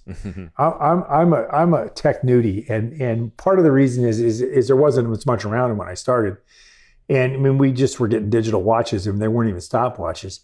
And the other reason is that at the time, one of the big innovations was rating of perceived exertion. The 6 to 20 scale, or some people use a 1 to 10 scale, about how hard you're working. And I think that what's been shown is, because you can have a good day and a bad day in terms of the metrics. So I think what's been shown is that they're all sort of parallel. And if you learn to read your own body via the rating of perceived exertion and or metrics, find one you like and then just focus on sort of big picture things. So I would not get too hung up on heart rate recovery and too hung up on heart rate variability. I would just more say, how much are you doing? 30, 40, 60, 100, 180 minutes a week. Are you also doing other forms of, not a week, a day? Are you also doing other forms of activity, like taking the stairs, as you mentioned? And what sort of combination are you doing? How much time are you spending where you're really short of breath? How much time are you spending where you're a little bit short of breath? And how much time is it, kind of a pleasant sort of pace? So I think that sort of information can get you as much as you need. And I think the main thing then, Peter, is to make sure that you have some accountability, whether it's, with a training partner, maybe with a device or a diary, maybe, with just how far did I run today? That sort of thing. So what is your current exercise regimen? I mean, you sort of downplayed it a minute, but 30 minutes and 40 seconds for a 10K is so here's what I do I mean, that's just, I don't think people understand how fast that is. I mean, I once ran a 2:25 marathon, but the older I get, the better I was, right? So here's what I do. Here's what I do, Peter, and is that like I'm a big believer in what's called hard day, easy day, and I think that and so what I'll do, like tomorrow will be a hard day, so I'll get on a stationary bike in my workout room, and on the bike and the rowing machine do some sort of warm up for 10 to 15 minutes. Then I will do a circuit that starts with 15 or really kind of 25 squat thrusts, a minute of jumping rope, static wall sit to failure, and then some drop sets where you go down, where you go down the weight stack. Drop set, then drop sets with incline flies, then drop sets with leg extensions, and drop sets with a combination of pull-ups and lat pull downs and military press. Then some additional stuff for my legs, then some push-ups, bar dips, and upright rows, followed by something else for my legs. So I alternate arms and legs, and I work my way through this with no rest. Drop sets on each thing for all large major muscle masses, and that takes about 22 minutes. And it's 22 minutes for one circuit. One circuit. Yep. Then I get on the bike, right, and I'll do like 8 times 3 minutes of a ladder where you start, unloaded, go up a notch, go up a notch, go up a notch. And I get to maybe about 350 watts for the last 30 seconds, come back down to about 100 watts, 350 watts, do that times 8. And sorry, how long do you take to ladder? 3 minutes? 3 minutes. So you go like 100 watts for something like 100 watts for 30 seconds, 150 for 30, 200 for 30, 250 for 30, 300 for 30, 350 for 30, come back down. Yep. Times 8. And that, and that takes about an hour. How long in between your 3 minute sets? No, you just go up and come right back down. You go right down. Okay, you're right. So your rest so from the recovery is exactly. Okay. And that takes about an hour, and that'll fix your wagon for a while. So that'll be your hard day tomorrow. And that'll be my hard day, and I'll do that basically every other day or every third day. My easy days will be something like, like this morning, I want to go do 20 more minutes, not because I need to do 20 minutes. Because I wanted to watch the first bit of Obi-Wan Kenobi. and so my easy days are built around what documentary or how many times can you watch The Mandalorian? How many Clint Eastwood movies can you watch that? And this started during lockdown, right? Yeah. So my easy days are 30 to 40 minutes of light cycling, transitioning to rowing back and forth of around 30 to 40 minutes. Sometimes I do one. Sometimes if I come home from work and I do another one. But the goal there is an old concept called active rest. So I'm not trying to get a real training effect. I'm trying to loosen up from the day before its workout because I'm sore. That if you do what I described, you warm up for 10 or 15 minutes, do 20 minutes of drop sets and that type of intervals at the end, you will be sore, right? And so then what happens is so you have to recover the next day. Now I'll do this for about 6 months, and then probably when it starts getting dark again, I'll do what I did like last year, where I start just doing kind of maintenance circuits in terms of the strength. So not quite as, maybe only twice a week, and I'll start doing longer rides. We have a Peloton, and I don't do any of the classes, but I started doing this hour of truth to see how many watts I could average for an hour. Okay. What are you at? And see what my best is. And I think my best during lockdown last year was 316, average 316 watts for an hour. Wow. Do you think I mean, that's obscenely high. Well, and the things are calibrated pretty well. And I have a watt bike. I got a lot of equipment. I got a watt bike, and I think they're pretty close. And if you look online, they claim they're close, right? Wow. And I know how, and I think it's consistent with what I think. I haven't measured my VO2 max in a while, so I want to see if I can get like 320 watts next year. What do you think your VO2 max is right now? Well, I'll tell you. Back when I was quite young, it was 5.4 liters a minute, right? At what my weight? guess is it's my weight then was probably between 75, but close to 80 kilos. Okay. So I was right at under 70. Yep. I think my weight now is probably about 95 kilos because I've actually made an effort to gain some weight. And I think my max is probably 4.5 liters a minute would be my guess. Something like that. I mean, that's still an amazing wattage under any circumstance. Yeah. Well, yeah, assuming the machine is okay, but I think it is because and remember when I'm doing those ladders that I was telling you about, or those pyramids, that's after I've done a heavy leg workout, so my legs are pretty fatigued when I've done that. But remember, I have some ability too because, clearly I became given what you ran, Yeah, I became a pretty good, and I didn't really start running until my senior year in high school, so I started late. And I'm 6'4", and I like to tell people if I come back in the next life, I'll be a swimmer or a rower because I used to show up with these tiny people. Yeah. So I'm the world's largest relatively good distance runner.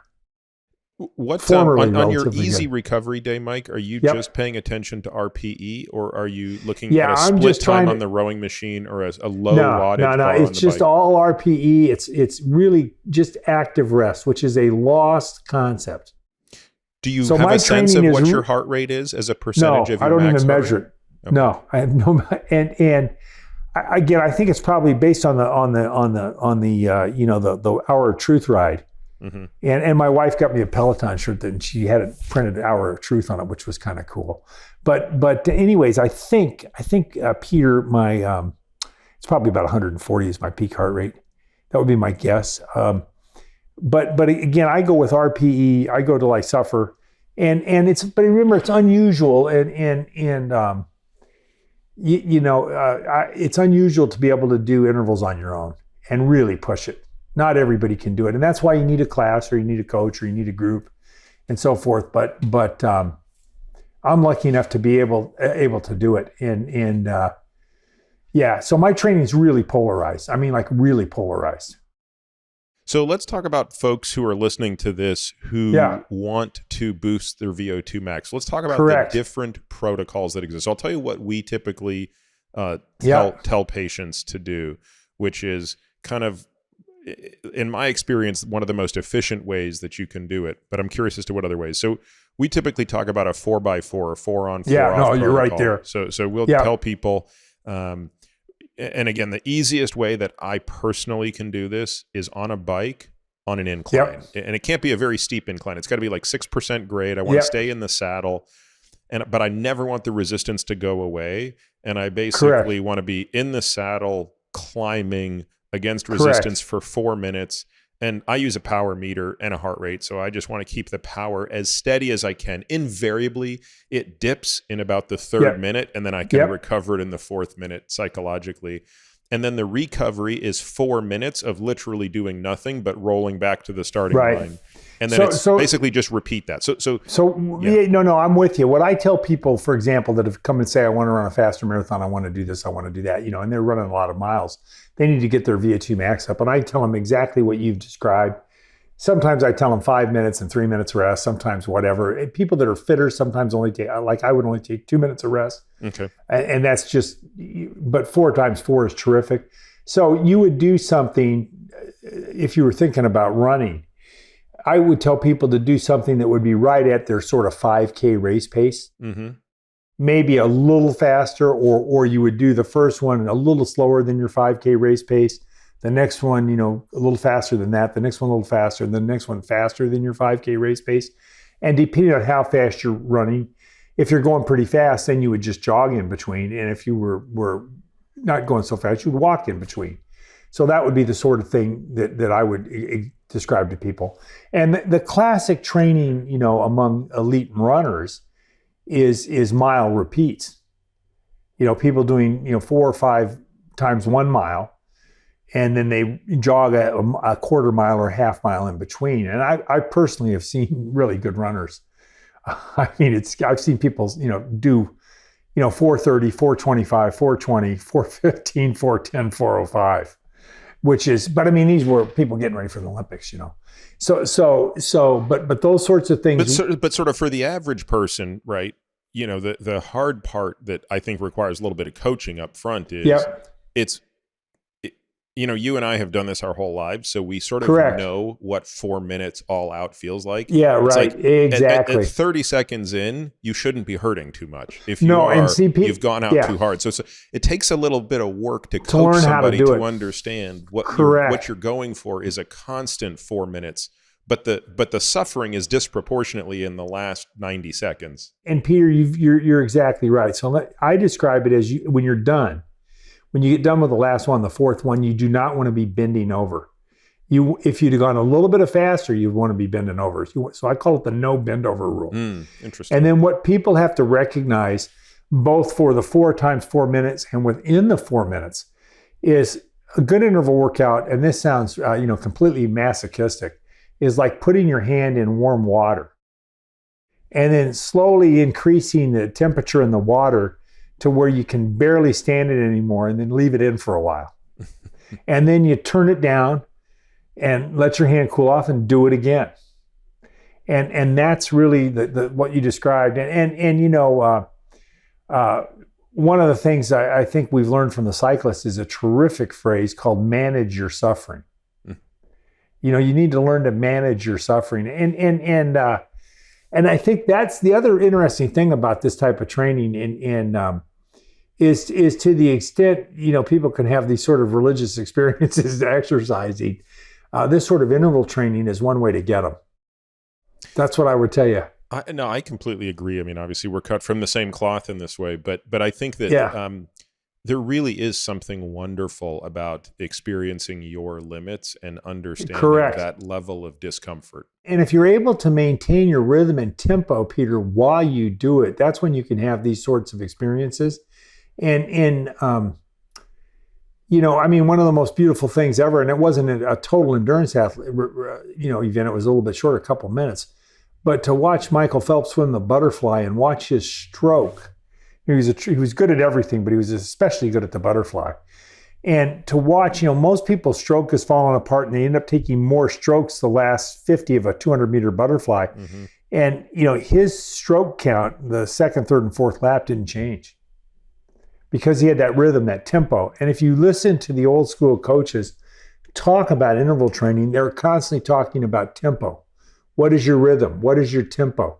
And while you're doing it, while you're suffering, Peter, while you're pushing it, while it's hurting, while it's burning, the goal was to not lose your form and not lose your tempo. It's funny. I used to watch Michael Phelps train because before he kind of broke out in the early 2000s, I lived in Baltimore because I did my residency at Hopkins, and he used to train at a place called North Baltimore Aquatic. Yeah, right, NBAC. Yeah, so watching now, Michael, of course, within the swimming world was already an unbelievable prodigy because he had gone to the Olympics in Sydney, placed fifth. At age like 15 or something, which is quite young for a man. That's right. I mean, he was actually the youngest. He became the youngest male to ever set a world record in a time sport in early 2001. Correct. When he set the record for 15. Set the record for the 200 fly. So watching this 16-year-old swimming at North Baltimore Aquatic, NBAC, which his signature event, of course, was the 200 fly. Now it's 200 long course butterfly.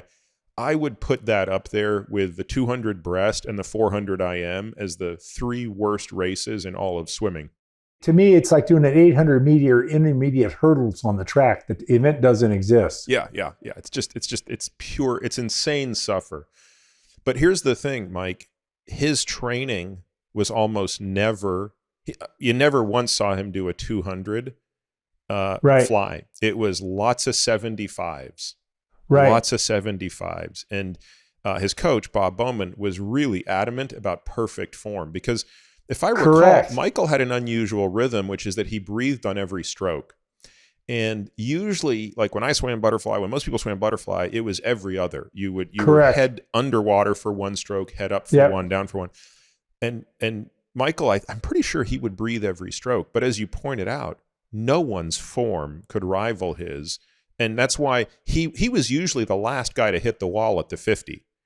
And yet would come back and just devour everybody. Well, and you see that with Edwin Moses, 13 steps between hurdles in the 400 hurdles in the late 70s with that innovation. And again, you see these people, you saw it with Kipchoge doing it for 2 hours, their ability to maintain this form and tempo. And as you watch it, Peter, you are awed by this sense of great effort and simultaneous relaxation. It's a real paradox.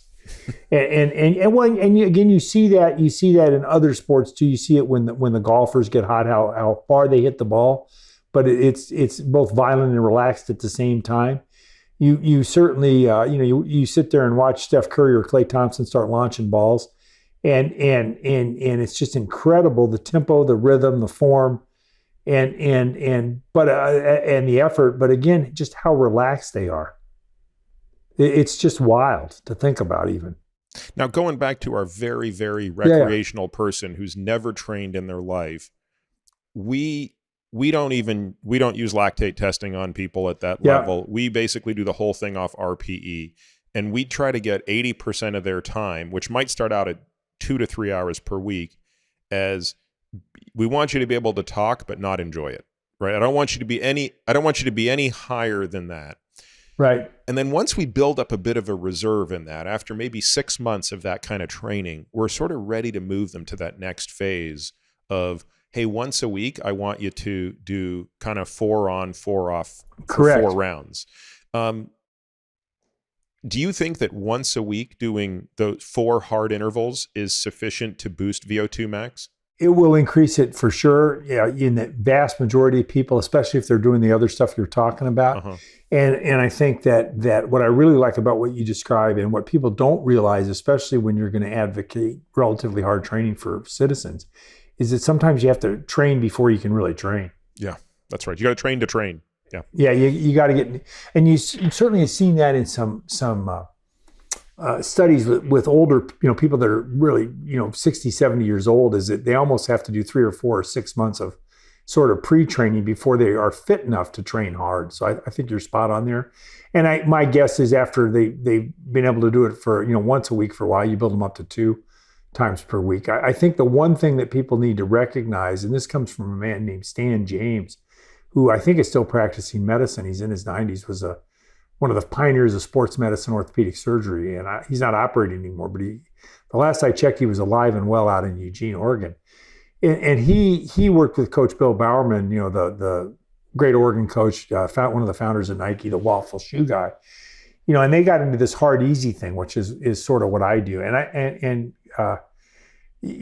Dr. James would tell you that once people start doing more than about 5 or 6 hard sessions every 2 weeks, you're beginning to ask for some sort of load management issue, whether it's orthopedics, whether it's just you're fatigued, whether it's this, whether it's that. So I do think that you want to do something literally. I mean, I can't remember the last day I didn't do anything. Mm-hmm. It's probably been years. But my guess is the number of times I do something hard is 120, 130 times per year. And my guess is I never go more than a week without doing something relatively intense. When you think about these sort of exceptional elite athletes, the Kipchoges of the world, do you believe they have a finite number of exceptional performances in them? I think people used to sort of think that, but I think what's happened now is that people used to drift into the world rankings, and they'd last maybe 2 Olympics. Yep. So they'd last 6-7 years. So they'd come in, kind of emerge right before one Olympiad, do well in the next one, and kind of fade. But I think there's two things that have really changed. The first is that again, sports medicine is better. So if people do get injured, they can do things about it. And I think the second thing is just it's become so professionalized. Is people that are really, really good can now make enough money to make it worth their while to continue.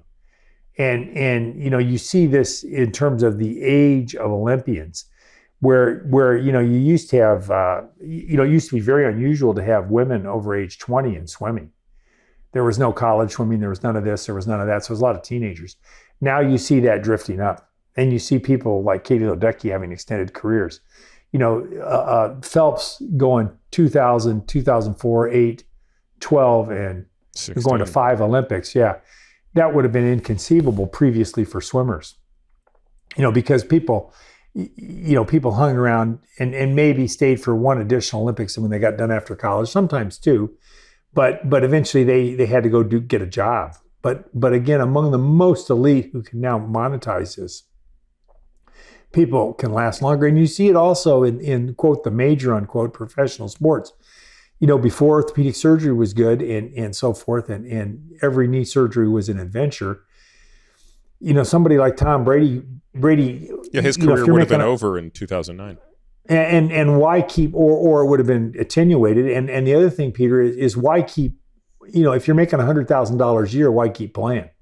Yeah. If you're making, 30 million or however 30, whatever the number is, why not keep playing? And you look at again, in sports like running, swimming, cycling, there's less of a kind of a journeyman group. But if you look at the NBA, the NFL, Major League Baseball, the salary scales are pretty good. And if people can play another couple of years, this can be millions of dollars for them.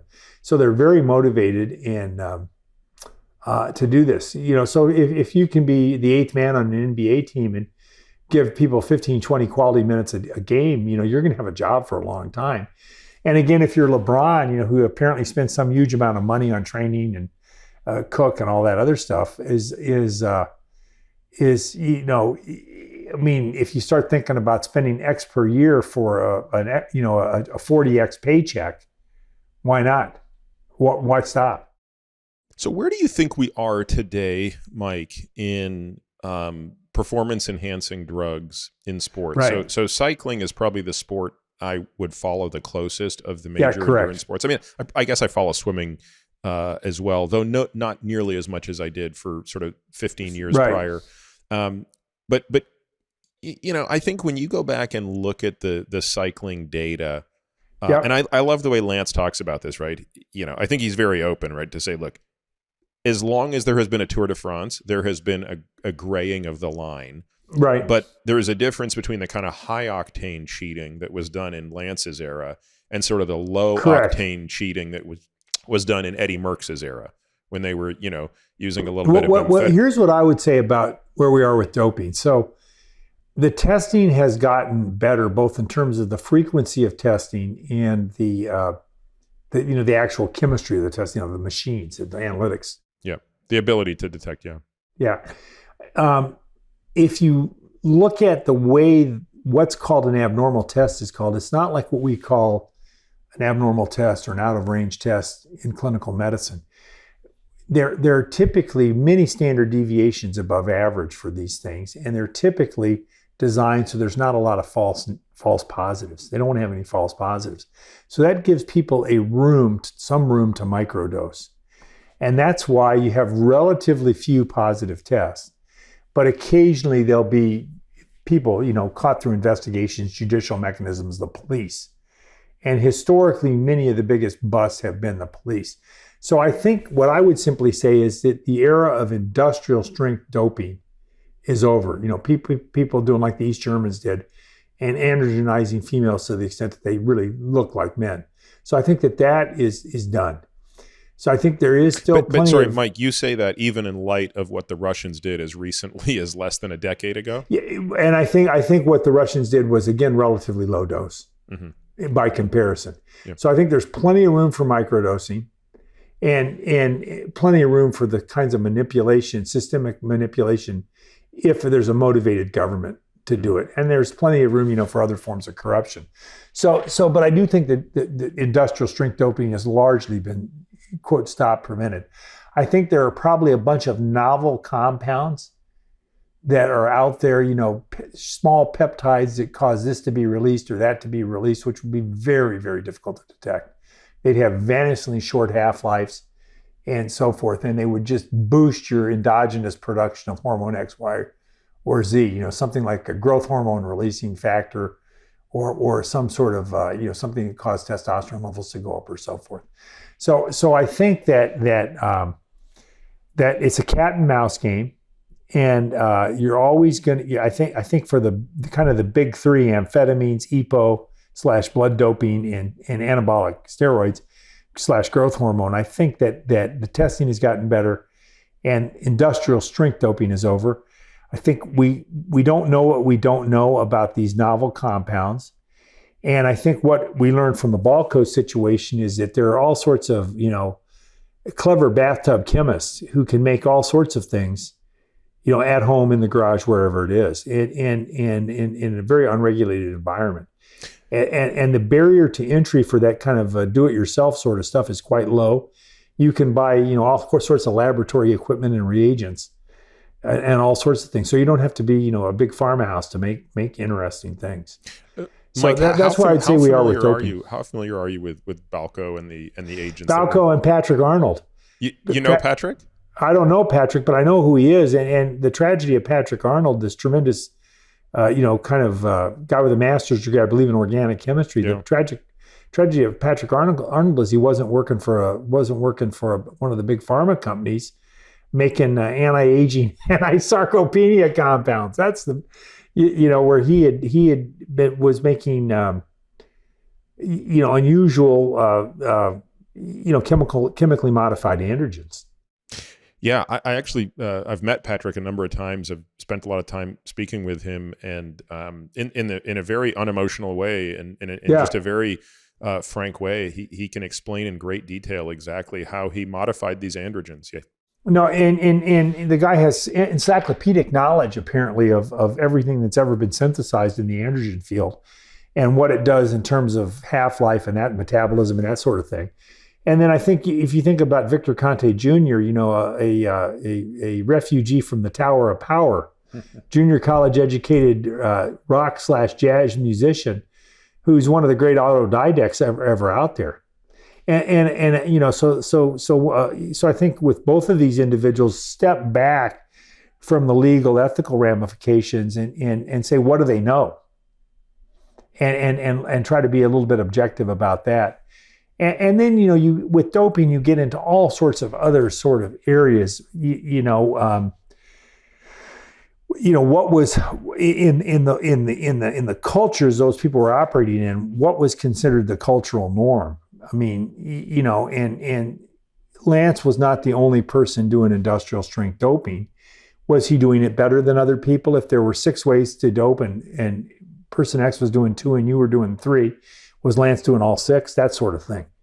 So I think that the other thing people have to recognize about doping is that you're always going to, in these incredibly competitive situations with these incredibly competitive people, with competitive organizations or people that have, foreign policy, our country's better than yours because we won more medals, is that there's always going to be some sort of arms race mentality. And you see it with training. If you're in there lifting an hour a day, I'm going to go lift an hour and 10 minutes a day. And so where does it stop? Do you still think that human growth hormone, which is, of course, not something that can readily be tested for, is still one of the more utilized agents, probably even today, for performance enhancement? I think there's probably some of it going on. I think that my guess is people are probably have drifted back to more short-acting androgens, low-dose short-acting androgens, and hope for the best. And that would be my guess. The same would be true with low-dose EPO, and or sort of related compounds or other factors. But again, when you learn about growth hormone, it's typically because person X says that they're sending FedEx package, trainer X or source X has been sending FedEx packages to athlete Y, that kind of thing. Yeah, exactly. So, as opposed to testing. And I think that's really the bottom line. Is it so much of this is and again, like the Russians, so much of this has a judicial slash, investigatory element to it when you get to the big scandals. Why do you think some sports seem more affected than others? So, for example, swimming, as a general rule, seems less impacted than say cycling or even running, even though the demands are still pretty high. Hard to know. And how cultures head one way or the next is I feel like Bones, Dr. Bones in Star Trek, I'm a doctor, not a, you know what I mean? I'm a doctor, not a sociologist. Mm-hmm. Peter, and I think, in groups, out groups, and the things that those folks, the sociologists and tribalism, the people who think about, tribalistic behaviors, what's normal, what's not normal, and so forth. I think that's really, really key to understanding that sort of thing. So we started this discussion, Mike, by talking about the miracles of exercise. Right? Correct. We went through all of these things that exercise is doing physiologically, and how the net impact of these things is so profound. Correct. On the length of your life and the quality of your life. There's no shortage of pharma companies out there that are trying to understand how can those benefits be put into a pill. Exercise pill, sure. Exactly. What is your level of optimism around the idea that some of the benefits of exercise could be basically captured by a pharmaceutical strategy? So there's a couple things there, Peter. One is the efforts for sort of exercise mimetics so far have been primarily things that increase mitochondrial biosynthesis. So and that appears like it at least works in animal models. And then you always, how do you translate it from one to the next? Mm-hmm. But as I pointed out, exercise, sure, it makes your mitochondria better or makes more of them. But making your mitochondria better isn't going to make your autonomic nervous system better, isn't going to make your blood pressure better, isn't going to necessarily make the lining of your blood vessels better, so on and so forth. So it's not going to make your heart bigger, so on and so forth. So I think at least so far, these have been sort of one-trick ponies. And while you might be able to get some benefits for people that are, wheelchair bound or whatever, although even those folks, people that are quadriplegics, let's put it that way, not even wheelchair bound, or can't exercise for some other reason, that may be helpful. I think the jury is really still out. And I think that I'm not particularly enthusiastic about it. I don't think you're ever going to get one that does any more than a little bit. I think more interestingly, I like to tell people, at some level, there's already an exercise mimetic out there. It's called the poly pill. If you look at the data on people who get a combination, one pill a day of low-dose statins, low-dose blood pressure meds, and maybe one or two other components, it causes, pretty nice reductions in risk factors in most people. Because the doses are low, the side effects tend to be low, and so forth. But again, none of this is patentable.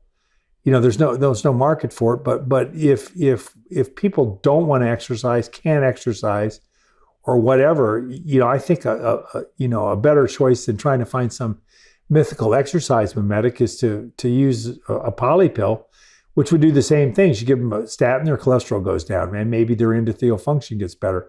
You do a tiny bit of metformin, maybe their glucose tolerance gets better.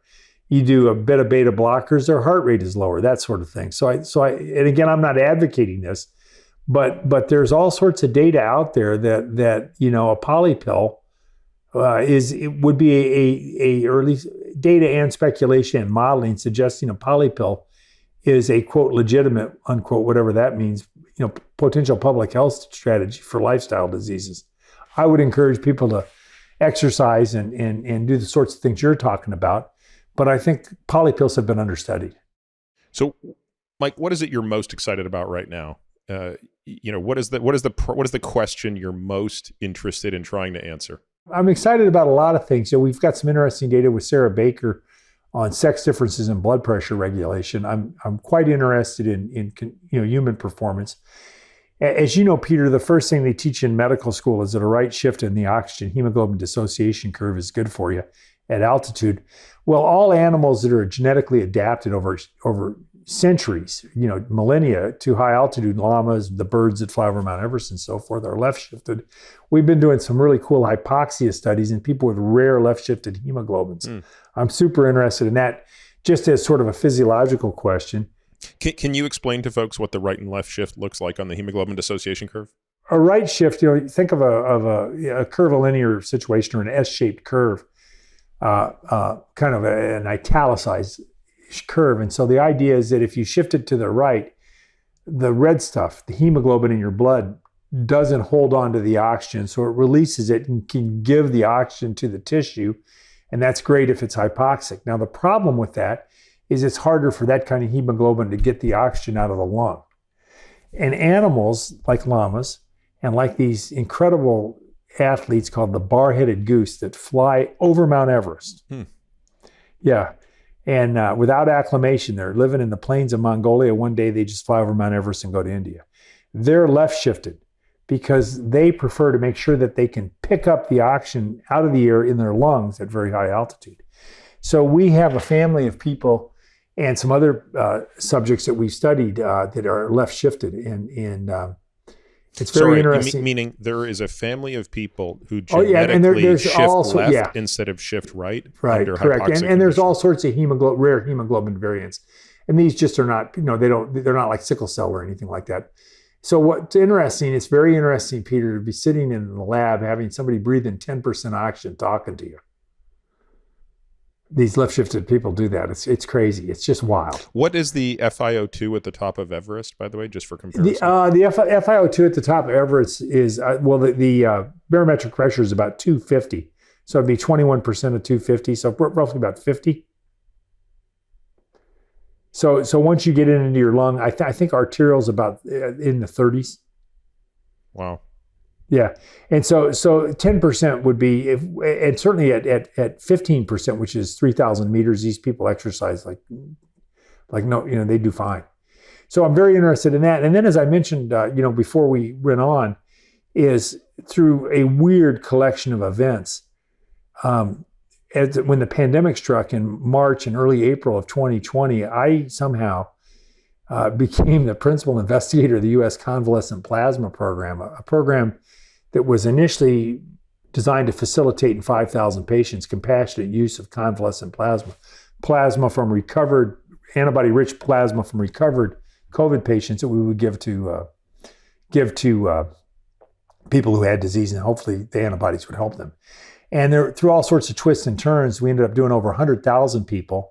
We found evidence if we gave people a whole lot of antibody early in the course of disease, we made them better. We also found some evidence that it was probably very helpful in people that were immune suppressed.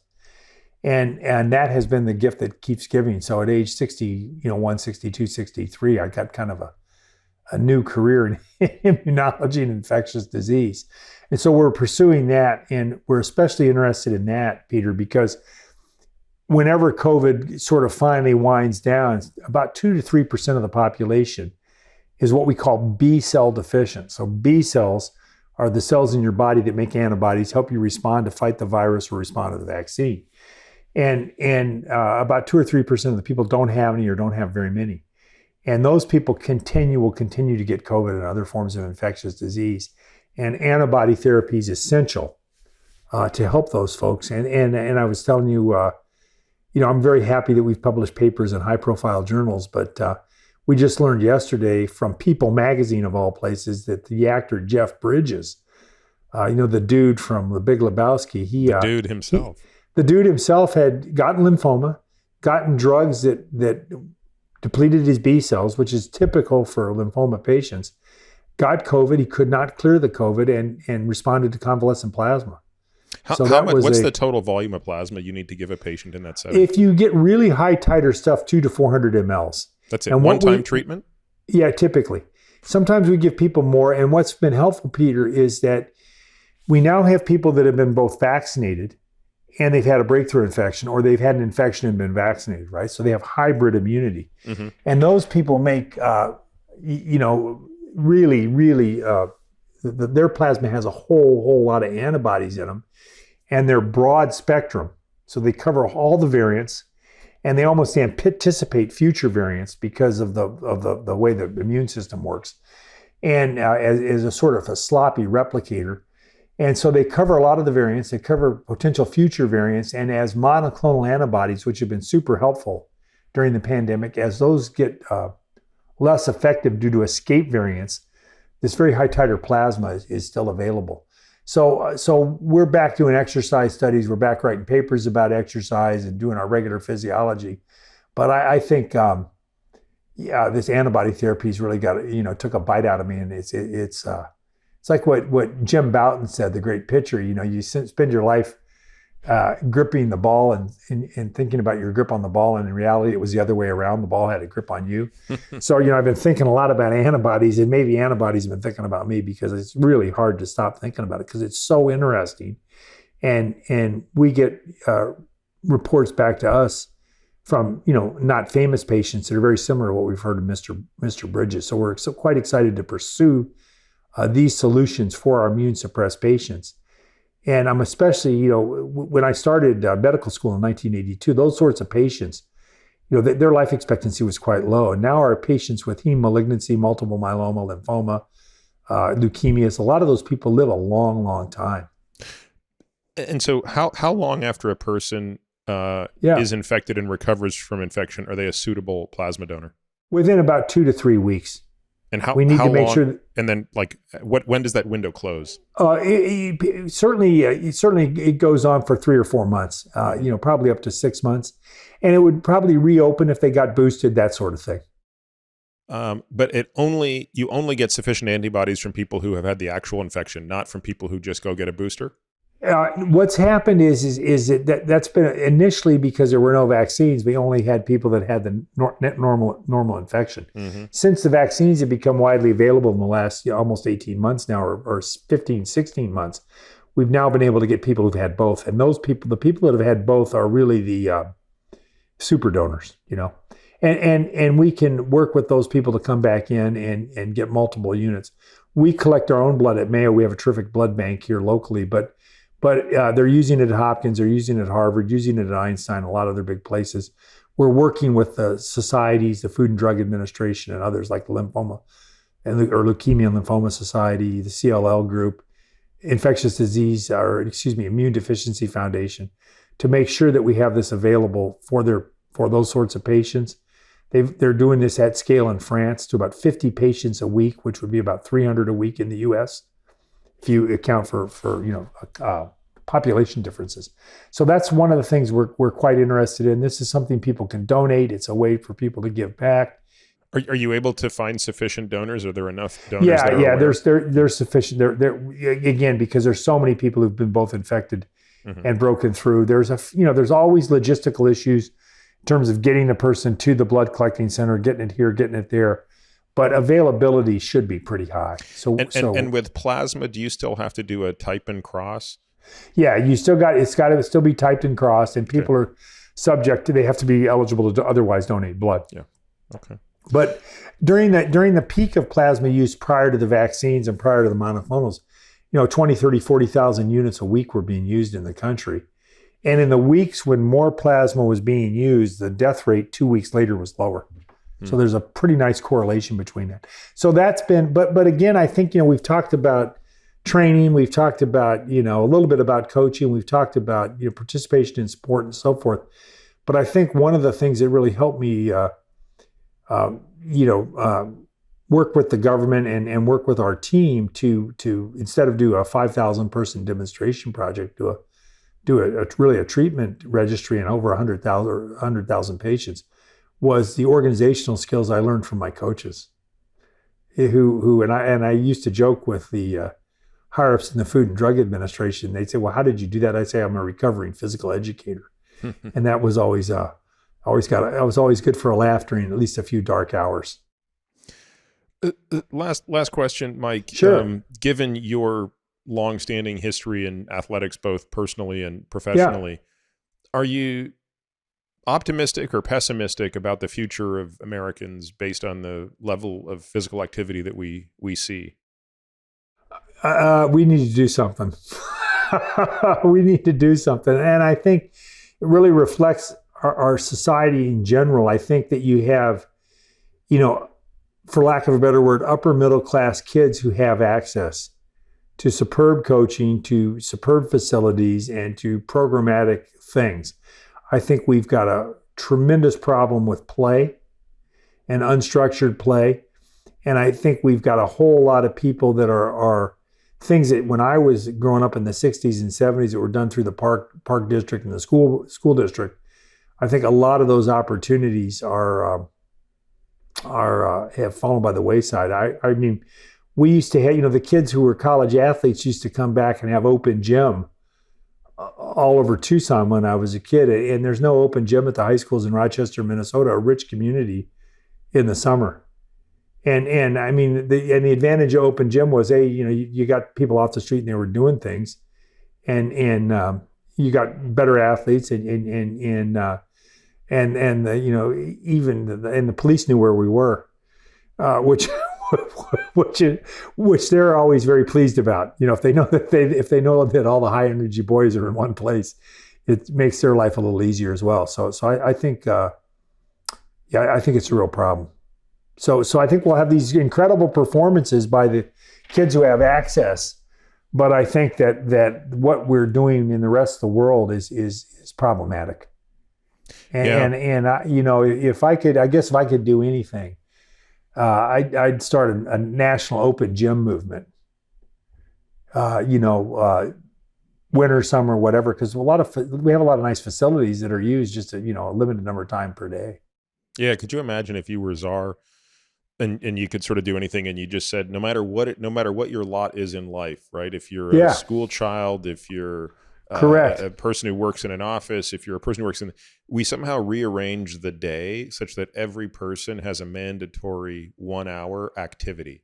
Right. And you could make it exercise, right? You could make it, you can go to the gym for an hour, but it could also be, look, at a minimum, you got to go out and walk. Well, it's interesting you mention that, because in our department, with remote work and so forth, this is broken down a little bit. But we had a number of secretaries, terrific, almost they were all women, middle-aged women, and we have this huge sort of deep bunker system at the bowels of the hospital, with these huge hallways, and it's about a mile around the place. And these folks would go down and walk at lunch, and they're literally, they'd bring their tennis shoes to work, and they would meet up with their pals, and they'd go do 30, 40 minutes a day of laps at lunchtime with the secretaries all over the hospital. And it was, I think, terrific for them. I think it was a social event for them. And I think that they solved a lot of problems too, and they actually made them way more productive. Mm-hmm.